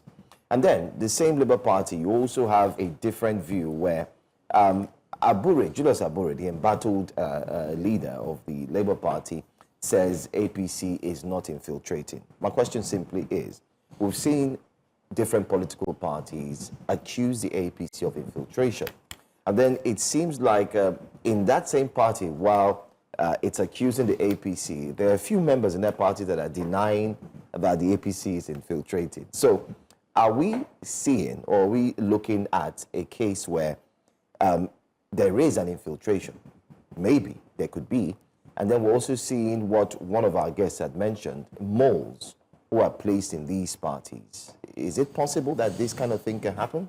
I think accusing APC of infiltration is baseless, you know, because already we see like those parties are already embattled. And it's more or less like internal leadership crisis, whether it's in Labour or in PDP. So you can't begin to blame APC for that. I mean, APC is just like only taking advantage of the very fact that there are crises. And which party wouldn't want to welcome new defectors? You know, it makes you stronger. But the concern would actually be that we should be able to look at the bigger picture. Mr. President also should be able to look at the bigger picture if we actually mean well for the democratic culture. I think it might be a time to begin to wonder, finding out reason why are these guys defecting. Like for a governor of a state, right? You're talking about subnational, to leave the platform on which he gained access to power. I mean, sometimes even second-term governors. That's another conversation. You know, it's a very serious thing, right? Because shouldn't there be stringent laws put in place? There should shouldn't be. that be part of the reforms that Nigerians are calling for, not just on the elections, but on the outcome of the elections, that should a candidate win under a political party, he or she cannot. You know, but the laws are there. I mean, they'll tell you that for the parliament, they're moving because it's more stringent for parliamentarians because it says they have to be able to prove some sort of crisis, but it's not specific. And then for executives, I think it's a bit lax, but we might have to, like Joe said, be more stringent, create more stringent laws that would work on defections. But like they say, politics is a game of numbers. My question to you is, all these defections and all these statements that are being made, for example, Governor Mondo Pabolo has promised 2 million votes for the president in 2027. Do they reflect the will of the people? And once a governor defects, does it mean that his support base is defecting with him? Does it guarantee the votes he came to power with in his new party? I mean, from an empirical standpoint, as someone who's living in Enugu for years and like a launch pad, I could tell you the few, like except for those that are politically aware, who knows that, I mean, from Ba, it's political survivor, even though for the optics, it is to align Enugu to the center, right? You know, but I can tell you for free, there is that dissatisfaction. Some people feel it was just all of a sudden, right, a PDP state. You know, how can you just do that? So was he under pressure to the camp? I think, you know, well, using the word pressure might not be appropriate, right? Okay, you said political survival. How? Could you Yes, shed political more light survival on it? in the sense that with the way like PDP is embattled, it's really very clear that waiting to pick up a party nomination to run on that particular platform, you don't want to like feel the impact of maybe like dual leadership in a party, or like an embattled party, maybe at the end of the day you are told you are not the authentic candidate. I mean, that could happen with anyone going in for PDP or Labour Party, as things are at the moment. With the internal crisis. Yes, with the internal crisis. To mess him up. Yes. Yeah. So all you just have to do is that, okay, you know that the major edge that APC have, at least that's like the central government now, right? You have the might, right? They have like sufficient influence over INEC and the judiciary. Because also like another concern, like assuming we have a level playing ground where you are sure that INEC is going to do the needful, they're not going to renege on its guidelines. Because you see like some of the reforms we bring, I really think like some but that's an indictment on INEC. The I in INEC stands for independence. So why would a political party have influence over? Like, and our judiciary is meant to be independent. Like clearly, why I think INEC is not truly independent is the law empowers INEC to make its guidelines, right? And funds those guidelines. Now, and I know that the only thing that should be funded, right, with the taxpayers' fund is anything that is legal and lawful. You can't fund things like IRF, BVAS with the citizens' money, and you now tell me that that is not the law, that is INEC guidelines. So you see where like we begin to make conflicting policies and reforms. You know, if INEC is empowered by the law to set its guidelines, then whatever guidelines INEC comes up with should be abided with and should be supported. Okay, I want to slide slightly to a different conversation that's not necessarily one party, because you talked about money. Chukwuma Soludo and the statement he made regarding, I don't know if you saw the video, where he talked about the incentives, like his aides would like to refer to it, incentives, monetary incentives that some have termed inducement. What are your thoughts about that? Is it like monetary inducement on the words? His words. During his campaign. He had made promises, to a number of his campaign, his words saying that when they were competing, when they were running for Senate, they knew they were going to win. But like the wards that had highest numbers, they promised them 1 million, and that from the 8th of November, they fulfilled that promise. And that going forward, he then made further pledges of 5 million, 3 million, 2 million. And the argument is, if you look at the provisions of the Electoral Act section, I think it's 121 or 122, that provides for the fact that you are offering monetary incentives. That is in a way considered inducement. Is that it is actually inducement. And one of the things actually that but they've denied it though, by the way. They said it's not an inducement. that is an incentive. It's an incentive. It's not an incentive, actually. It's to encourage them to go and go out and campaign. So these are semantics, and the reason why someone could even come to defend a thing like this is, sometimes our politicians, yes, they understand we may not be all that powerful to stop them, but they should realize that Nigeria has a lot of intellectuals. And I love the way Irene Peter, a scholar, puts it. He said, today, if you are not confused, then you are not just thinking clearly. That typically summarizes our woes in Nigeria. Because if you are thinking clearly, you should be confused. Why somebody like a professor could come tell you that, voter inducement is incentive. Incentive for what? I mean, you being hired, right? That the incentive was promised to members of APGA, that it was at their parties. It was internal. Yeah, it was an internal affair because but it wasn't. Even though it was a public campaign. Yeah. And that even brings to like something that has been very worrisome, especially when it has to managing internal democracy, where like one man sponsors an entire party structure and puts all of the structure in the pocket. And what is happening actually in PDP now, right? I mean, if you want to ask me for the source, I would say it's Wike, right? And why is it the source? We know this guy has invested so much in that party. Before Atiku, who's been going back and forth, came, saw the party as a good shoe to wear. After a week, he must have polished it. He ran with it, and at the end of the day, still went back to his cocoon as usual, waiting for the next election. And Wike, the spoiler, came in. And then he was able to do all you need to do, and everybody started running away from the party. So, you see, one thing I love is calling a spade and not a farming implement. Because if you don't know where the source of the problem is, then you don't know how to address it. So citizens, especially those that are politically aware, if you want your political parties to work, that's what we call monthly dues. You should be able to fund the parties. When you fund party, then when it also comes to like, sending candidates, those that will even go for Congress, or we contest for one position or the other, it should be all part of the process.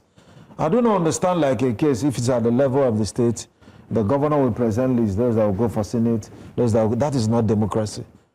Yes, and when do we begin to address this fault lines? Because the more we continue like this, the more democratic structures we erode, and we see it becomes a very terrible situation. How do we fix this fault lines? Is it stringent laws? Is it... we're lost for answers. Yeah, like honestly, it's not as simple as maybe a mere academic exercise, because see, Nigeria situation sometimes, why it gets complex is, the society is often interwoven. So when you want to address this challenge, you're also considering what's going to be the back end. Like for instance, for a stringent law to work, you need those in the temple of justice to be able to interpret justice in the way that's going to sustain justice. Because if at the end of the day you even come up with stringent laws and they go to the court and the courts quote one thing, make an exception to defend the defection, then what are you going to do about that? Like we even see like now, I mean, like for instance, if we have like a very decisive judiciary, you'll be sure like there wouldn't even be a case of dual leadership existing in some parties. But like something like Lebanon, where you have like an Obi living Labour Party, it's because of what judiciary, the way playing about the case. Be very decisive, give like a fair judgment. Call a spade and not a family implement. And with that, everyone that is involved, judiciary has spoken, right? Yeah. This is the authentic leader. And it shouldn't be like maybe someone that if they declare, then it's something also that is a bit conflicting. It's obvious that we also have an issue with the judiciary. But I wanted to ask, what do you make of the most popular word being used, especially the past 6 months, sycophancy? And I'm sure you're aware of what's happening in River State. If you don't come in wearing the cap. Edo State. Edo State, I beg your pardon. Yes, if you don't come in wearing the cap, yes. Edo State. Yes. And then there's also the issue we saw at the National Assembly where the rejigged or changed national anthem was now replaced with all of these things. I mean, you've been you've done your study. How does this invariably affect the fabric of democracy, especially looking at this one-party system that everyone is talking about? Because it seems like everybody is saying the same thing. Everyone is moving towards one direction. They've abandoned the road, and they're all trekking on one way, just one way. It's really, I think, it's really very unhealthy for Nigeria because when you look at the odds against us in terms of like one party, in China, for instance, there's a one-party state. The very interesting thing is that the president doubles also as the general secretary of the party, but I can tell you, it's largely democratic because nothing happens without really like the input of all the key stakeholders in the Communist Party, right? I'm not speaking as an assumption. I mean, I've studied the system. I've traveled to China, particularly for like this particular course. Yeah. In Nigerian own case is that by default, whoever is the president is the party leader. I don't know where we got that concept. And so what you now have is a situation where all of those within the party delivers the structure to one man. And when that one now choose to become an autocrat, you control the structure that puts you there. So party is no more supreme, right? In Nigeria, it's like now it's one person deciding everything that happens. So invariably, so when he comes up with any policy, the party is going to defend that. Now there's not going to be any dissenting voice.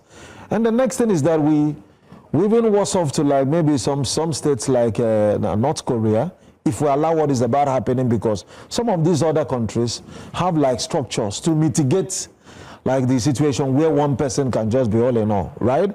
Yes. So if we want to even copy like the one-party template, perhaps copying from a China, where even the president, when you look at the way it all works, what you just have is like having like key persons ranging from the universities, representatives of the parties, and then still a little bit like democratic as they ought to be. But at the end of the day, they still put the blame on if we're being honest, it's the ordinary Nigerian, because at the end of the day, you see what is black and white, what is blatantly wrong.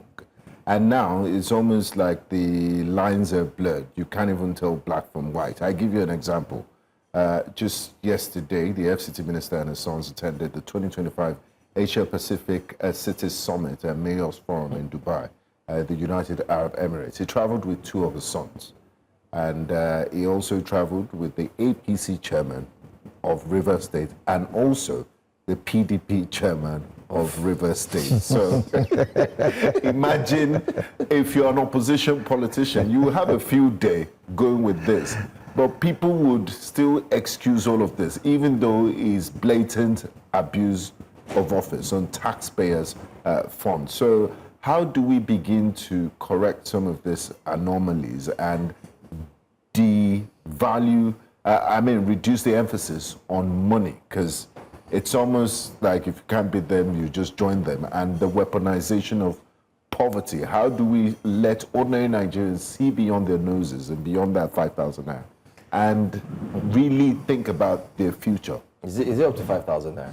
Yeah, like honestly, we need some kind of fresh air within the political sector. We need those with fresh ideas. Over time, we've always been talking about crying out the fact that our parties are not ideological. And the question of ideology actually answers, who is this party meant for? Like in the U.S., when you talk about Democrats, you are talking about liberals. Yes, left. Yes, when you are talking about Republicans, you are talking about conservatives, right? You know, so the question now when you say APC, PDP, who is APC meant for, right?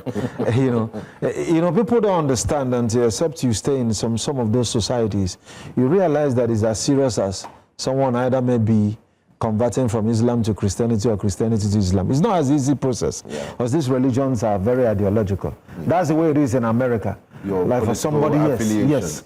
You know, because it's entirely different thing. So when a Democrat is in power, right, they talk about globalization against nationalism, right? Open borders. Like everything is just all about, okay, the approach towards making America great is entirely different.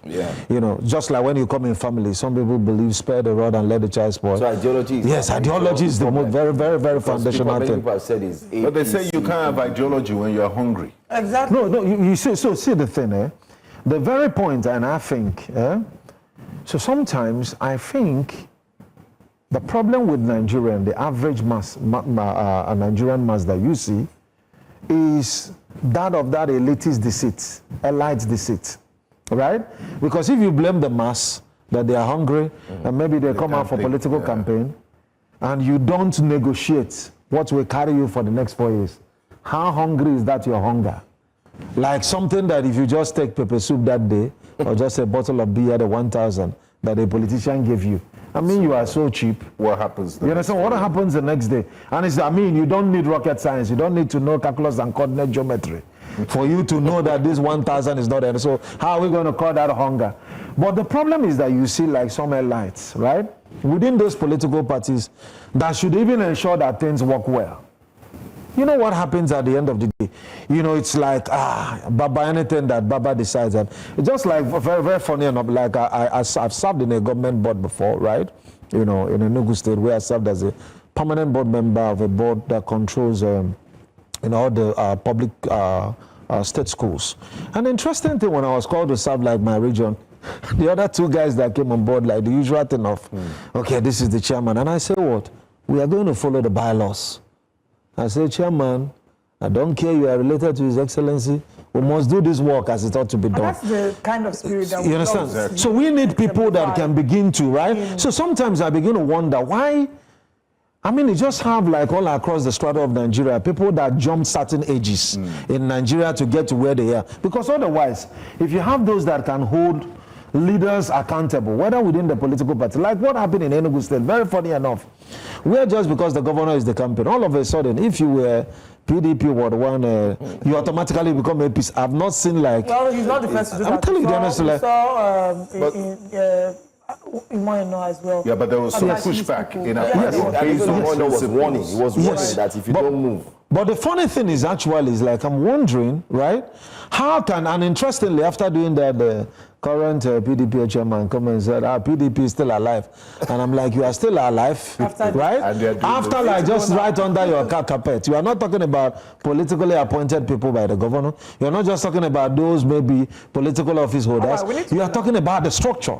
We really need to go now. I mean, at the end of the day, it's politics of hunger, politics of survival, and politics that lacks moral compass. That's what we're running right now. Thank you so much for joining us. You're welcome. Morning. Thank you. Great to have you. Yeah, thank you. To see you in person. It's now time for us to bring you breakfast headlines after this short break. Stay with us.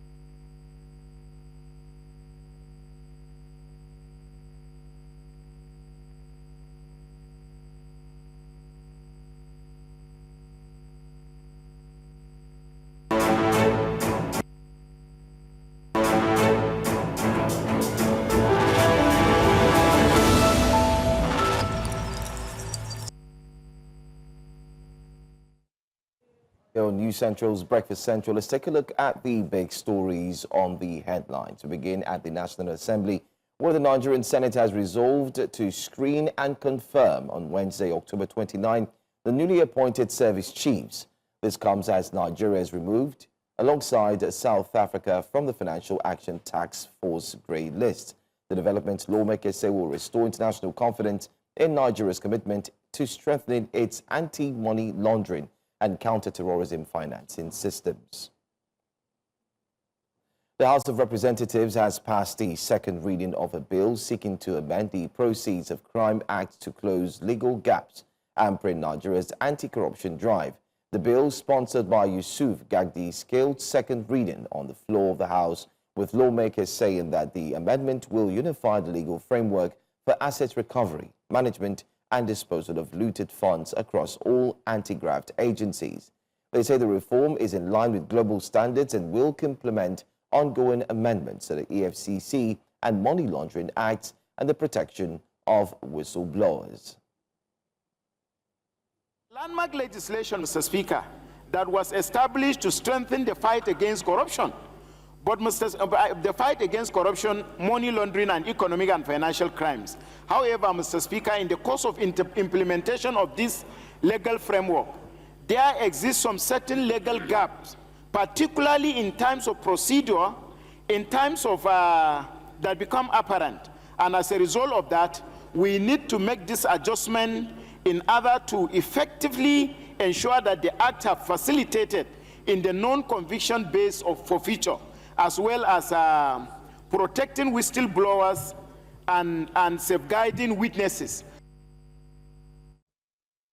Independent National Electoral Commission INEC Professor Ogwashi-Uku has a strategic session with members of the Interagency Consultative Committee on Election Security at the Commission's headquarters in Abuja. The Interagency Committee, which includes representatives from the police, military and other security bodies, is mandated to oversee the deployment and management of security personnel during elections.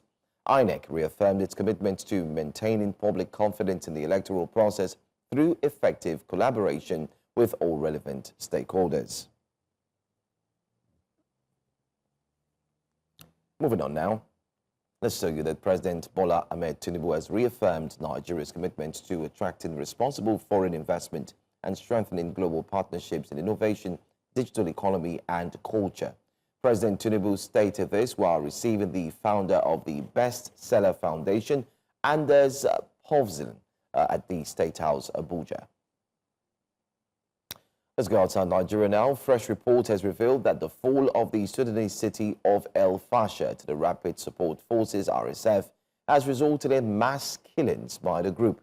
According to an analysis of satellite imagery viewed by Yale's Humanitarian Research Lab, HRL, the RSF had laid siege to El Fasher, the capital city of North Darfur in Western Sudan, for more than a year and a half.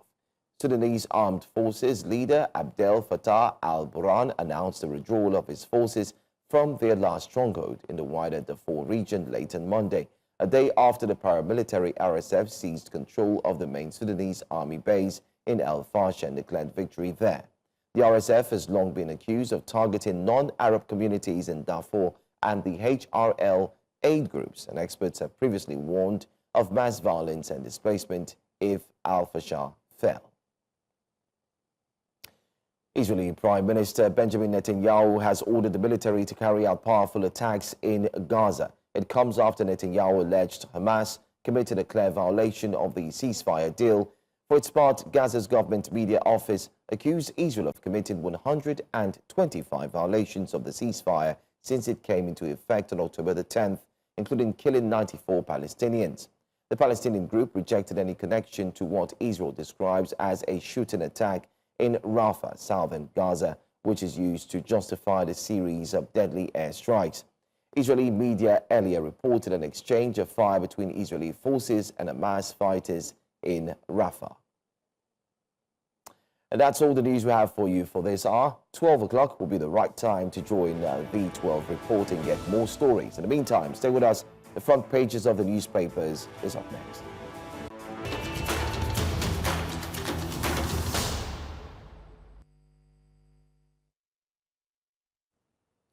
I'd like to sincerely apologize for the mix-up. It was due to technical issues. According to the United Nations World Population Prospects 2025 report, Nigeria now has the lowest life expectancy in the world, just 54.9 years. The global average is 73. The African average is 64. But here in Nigeria, the average citizen may not even live to see 55. Now let's break it down. With a population of over 226 million, Nigeria records about 2.6 million deaths every year, one of the highest in the world. That's like wiping out the entire population of Namibia, gone in just 12 months, or losing the entire population of the city of Paris every single year. Every day, more than 7,000 Nigerians die, mostly from causes that are entirely preventable. This isn't due to war. It's not because of famine. It's failure, a failure of governance, of systems, of priorities. We die young because 1 in 5 Nigerian children never make it to their 5th birthday. Because a Nigerian woman is more likely to die giving birth than her counterparts in Ghana, Egypt, or South Africa. Because our hospitals are understaffed, underfunded, and under-equipped. Because millions still lack clean water, sanitation, and basic nutrition. And while life expectancy in Rwanda, Kenya, and Ethiopia keep rising, ours remains frozen in time. Why?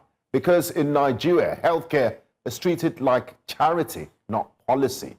Meanwhile, Nigerian doctors trained at public expense are saving lives abroad in Canada, the United Kingdom, Saudi Arabia, while hospitals back home struggles to keep their doors open and patients alive. So yes, Nigerians are dying too soon, not by fate, but by design. 54 years is not destiny, it's an indictment. If this government can track inflation every month, it can track life and act to protect it. Fund primary health care, equip local hospitals, pay doctors and nurses, make public health a national emergency, not a campaign slogan, because a country where the average citizen doesn't expect to live beyond 55 cannot in good conscience call itself the giant of Africa. This isn't just about numbers, it's about lives, mothers, fathers, children dying quietly in a nation too loud to listen. Good morning, Nigerians.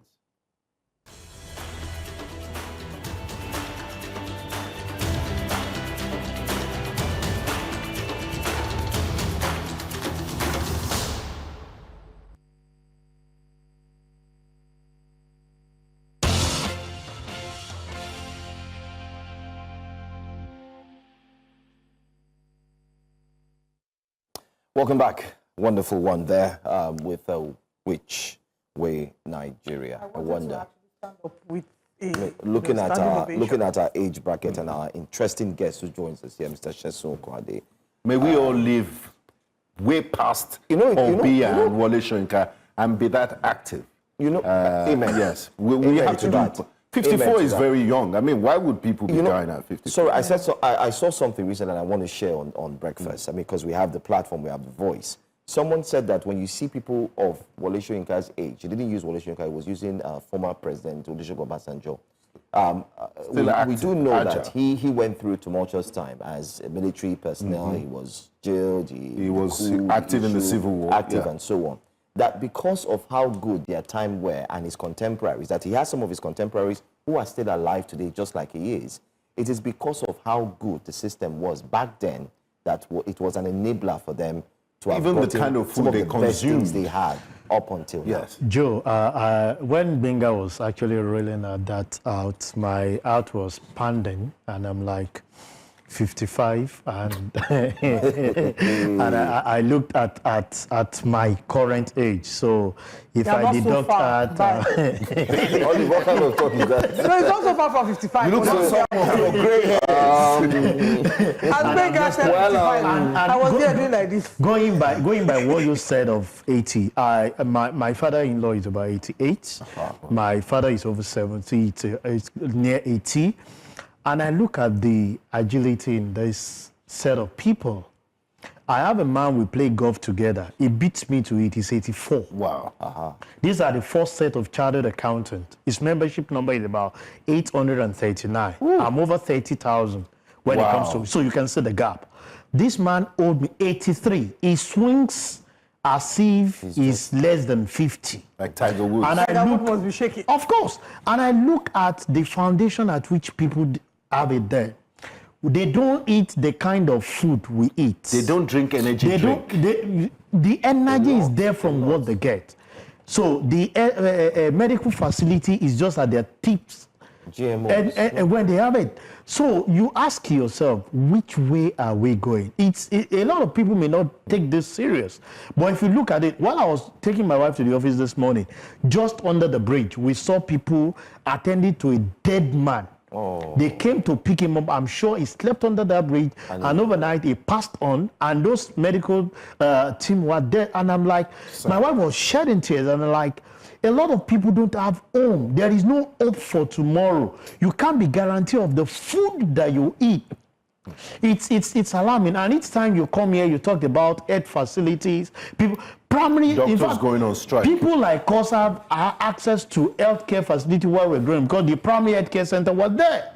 Can you ask of that today? A lot of people want to patronize the private hospitals, which is not affordable by any. It's not.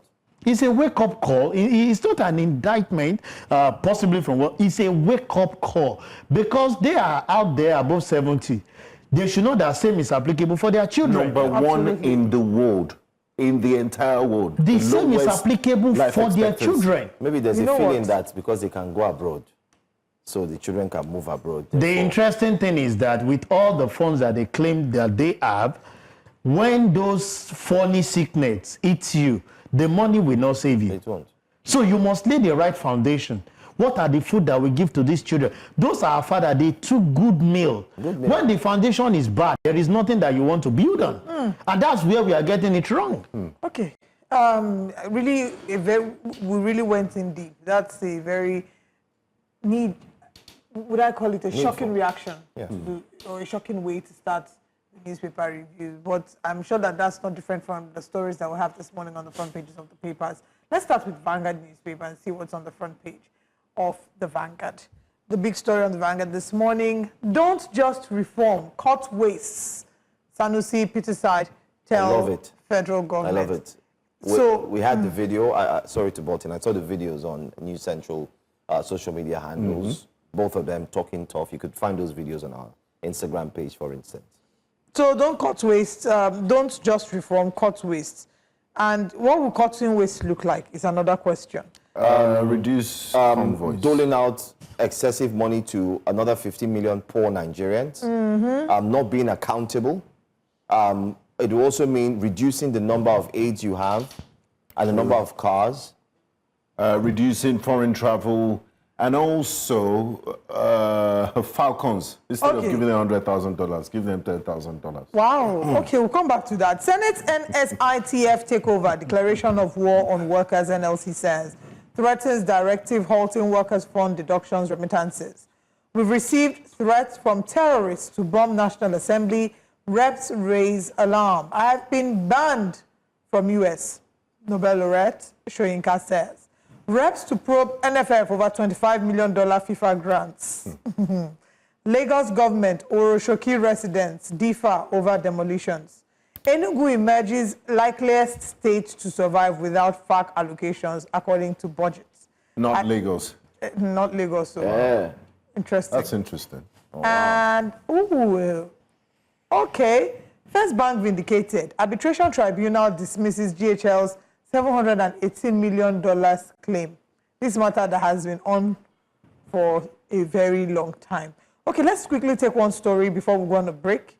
And maybe I should start. I should read the riders under the big story. Yes. It says, challenge leaders on accountability, economic discipline if reforms must work. Why do we need 48 ministers, long convoys, endless travels, Sanusi says. Benefits of subsidy removal can only be realized through proper governance, Peterside says. Tinubu's reforms already yielding results, Edun says.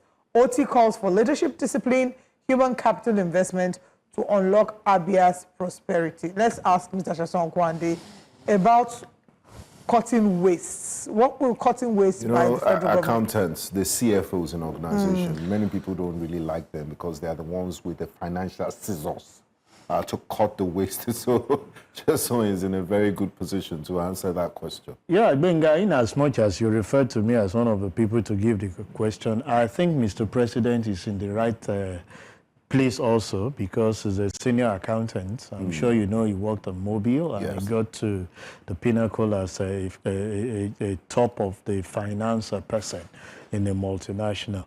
You see, when it comes to financial indiscipline, you ask yourself, a lot of people say some of these things where they are not in power. When they get to power, you ask what actually is the problem. I want to believe the same Sanusi that is coming to criticize government when he was governor. So much... CBN governor. No, CBN governor. I'm sure a lot of people too will ask the question. It reminded me of a day I was in a program where I was a panelist and a former governor was there and was rolling out some of the things, you know, expected of the government. And one of the participants stood up and said, "Sir, why are you just telling us this? Why were you unable to carry out this that you are telling us when you are actually a governor? And it's too still there. We could not go further." Why is it that, I keep asking myself the question, why is it that people don't think right when they are in government, but speak much more better, either before they come in or whether they are out? In fairness to His Royal Majesty, he did raise an alarm about missing billions of dollars that NNPC didn't remit, and that cost him his job as CBN governor. Yeah, that happened because one out of several, and that's why a lot of us have actually been asking, can we build a system? And I love the aspect that himself and Peter said he's put into this.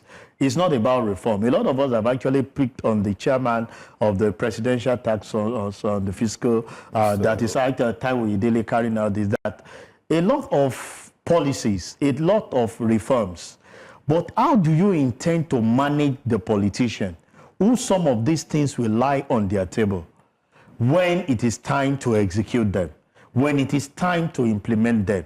How much are we, what are the consequences? How can you enforce compliance? Yes. What are the consequences when you discover that the civil servant is not doing things in line with the set rule? All right. It's not only about the private sector that you plot the state admin on. All right. Those people too, we must actually look in that area. I agree with you. Let's hold on a bit. We're going to break. When we come back from this very short break, we'll take more reactions to the stories, and then we'll open the phone lines to take your calls as well.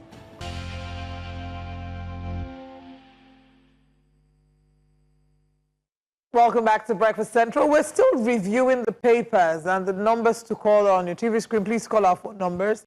Let's get your thoughts on any of the stories. We'll be moving now to the next paper, the New Telegraph newspaper, to see what the front page is saying and what the headlines are. On the front page of the New Telegraph, the big story, which we also saw on the other papers, says, "We've received threats from terrorists to bomb National Assembly." This is Reps panel. Police kick as State Assembly's back bill to establish National Assembly Security Directorate. So, very quickly, they received threats. So is this they want to establish this because, yes. I mean, what happens to Nigerian police and the security that they have in the National Assembly already? It's two-factor authentication. So they need a directorate. Yes. Okay, two-factor. We'll call back to that. Federal government to expand cash transfer beyond 15 million households, says Edun. Delay in removing fuel subsidy liable for current economic hardship in Nigeria, according to Sanusi. Study links rapid tooth loss to higher death risk in older people. How many of you have started losing your teeth? I've lost, I've lost mine from years ago. From years ago. No, I cut my teeth in journalism a long time ago. I love it. Please, can you react to this story because of Okay, no, let's just take one or two more so that we know we're done with this paper. Nigerians spent 15 trillion naira on generator and diesel fuel in 1 year, according to Adelabu. That's massive. That's really massive. So maybe we should actually start with the one of reps saying they received There's threats. also the Shoinka story there. Yes. And federal government processes 170 foreign applications for Nigerian citizens. So people I think there's a lot. citizens of this great nation. There's a lot. Yeah. Even my wife is part of those that are applying for citizenship. Let's start with the reps panel. We've received threats from terrorists to bomb NAS. And as a result, they are pushing for a bill to establish National Assembly Security Directorate. It always speaks of the selfishness on the part of the leaders that we have. I did not receive any reaction, if you ask me. I'm sure you know there was a threat to attack Ondo State and Kogi. We've been seeing a lot of attack in the northeast, northwest. Very true. And I don't know if directorate was actually set up to see how Ondo State and Kogi State Security Directorate. To actually undo some of these things. It's quite funny.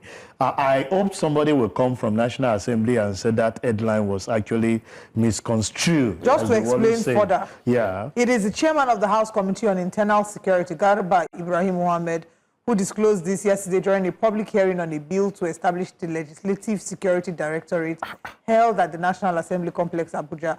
The proposed legislation is titled A Bill for an Act to Provide for the Establishment and the Functions of Legislative Security Directorate in the National Assembly, to provide for the qualification and condition of service of the Sergeant-at-Arms and other personnel of the Directorate and for other related matters.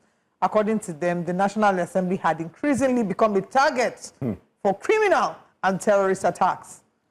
In as much as... Mr. Okwade, you can see that nobody is misconstruing anyone. And just to add to that, the lawmaker please. noted that the influx of people into the complex daily, including visitors, lobbyists, and demonstrators, had made it a vulnerable target. National Assembly. He speaks volume of to establish this. They need to get the directorate as ASAP so that we get this. So that he speaks volume of how insensitive a lot of these leaders, and it's about them.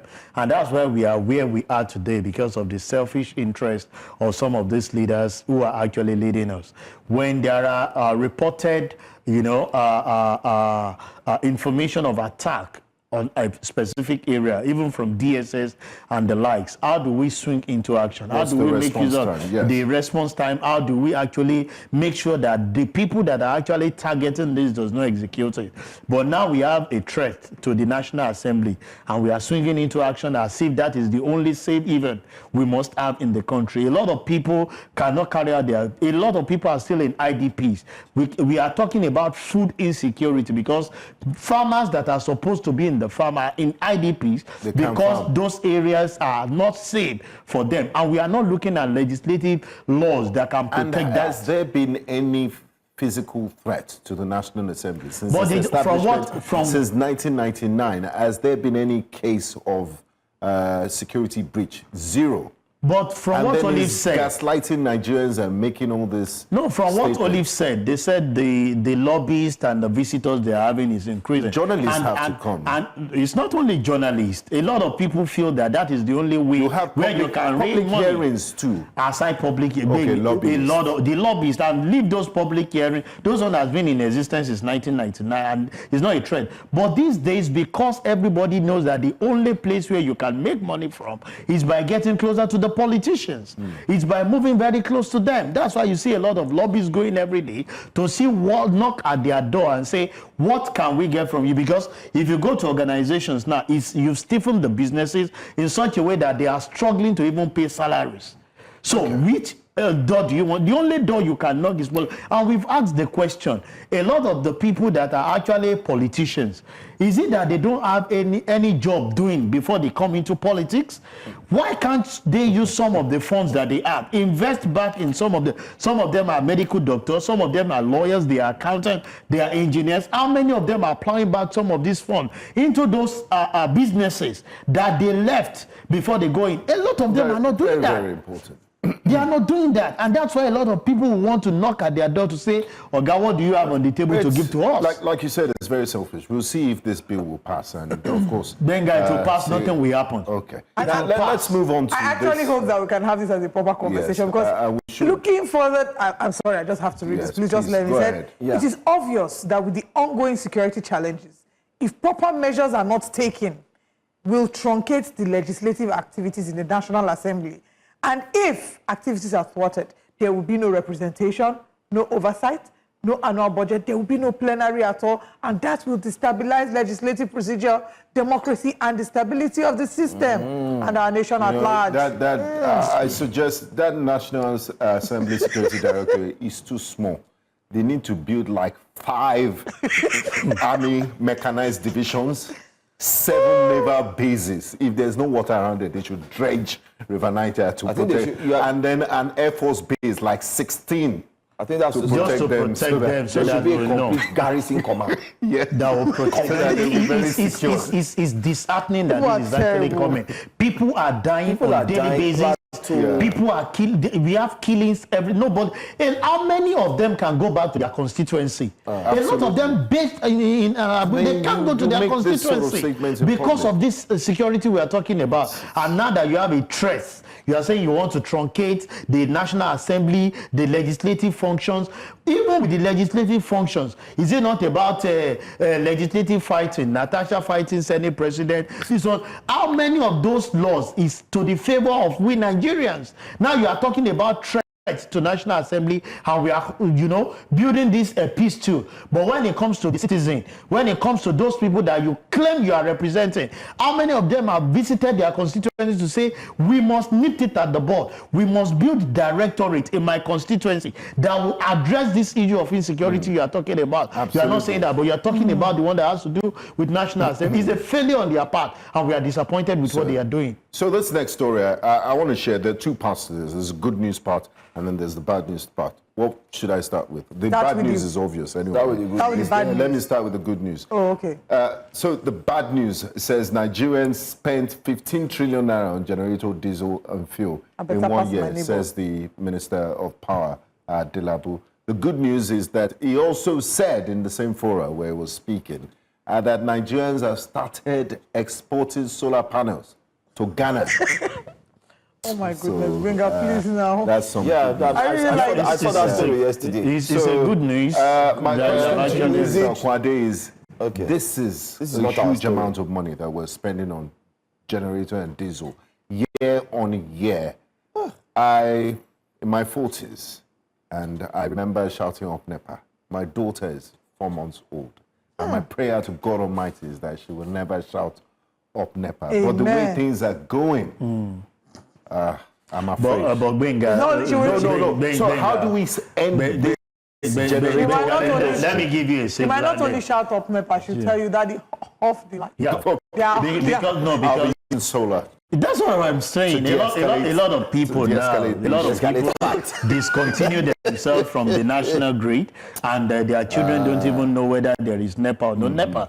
They have 24-hour supply. So all you need to do is to, galvanize more funds, get renewable energy, and get it there. You will not know whether we have national grid. People have started using wind, to generate power. You see, a lot of the path at which the minister is going.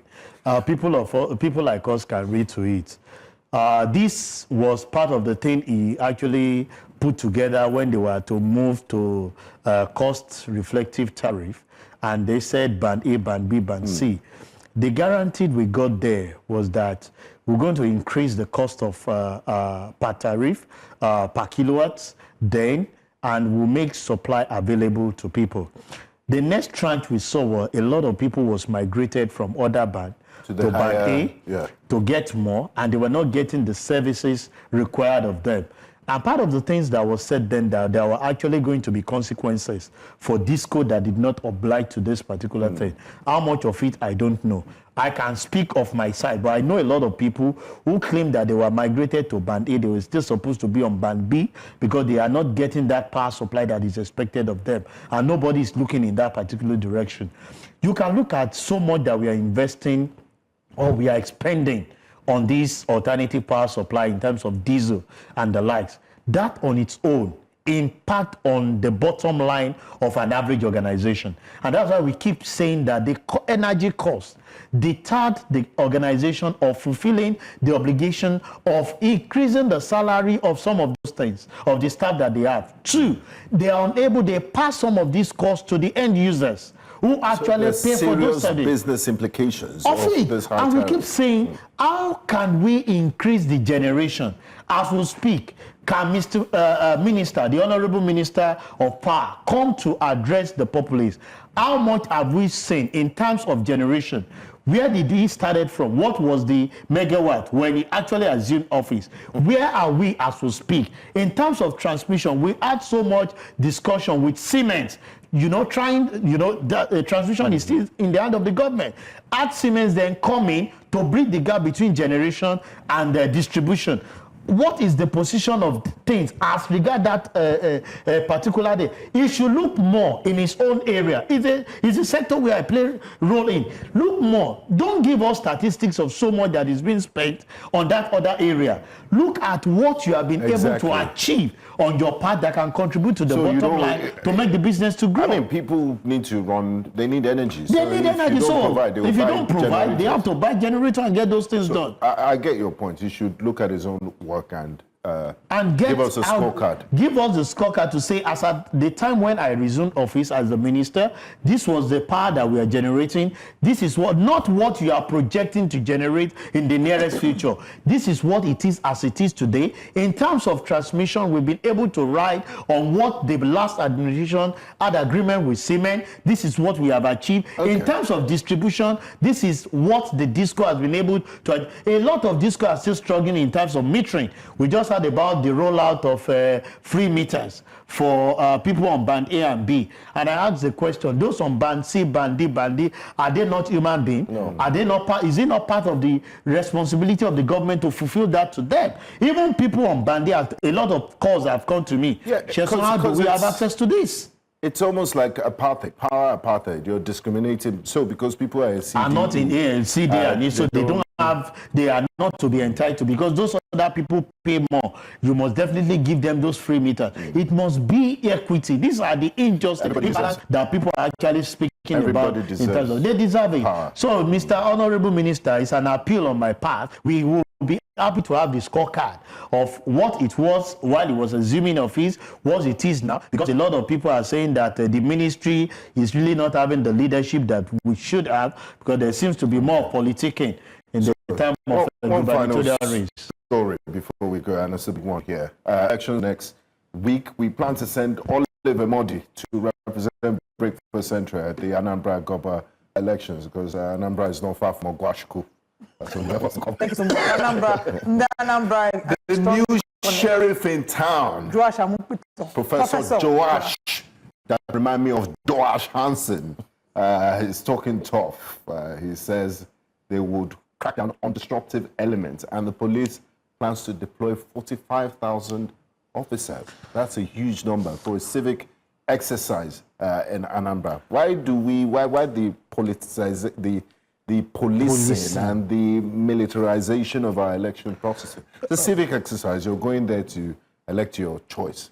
Yeah, Benga, I was on a sister station yesterday, and I was just talking of Amibito that I want to make an appeal to him. He should speak less and let his action speak more than this that we are having. The seat he's sitting on his teeth, he has not sat on it where he's still shaking, and you're already criticizing him. It's not criticism. I'm of the opinion that, you see, people are catching this thing on tape.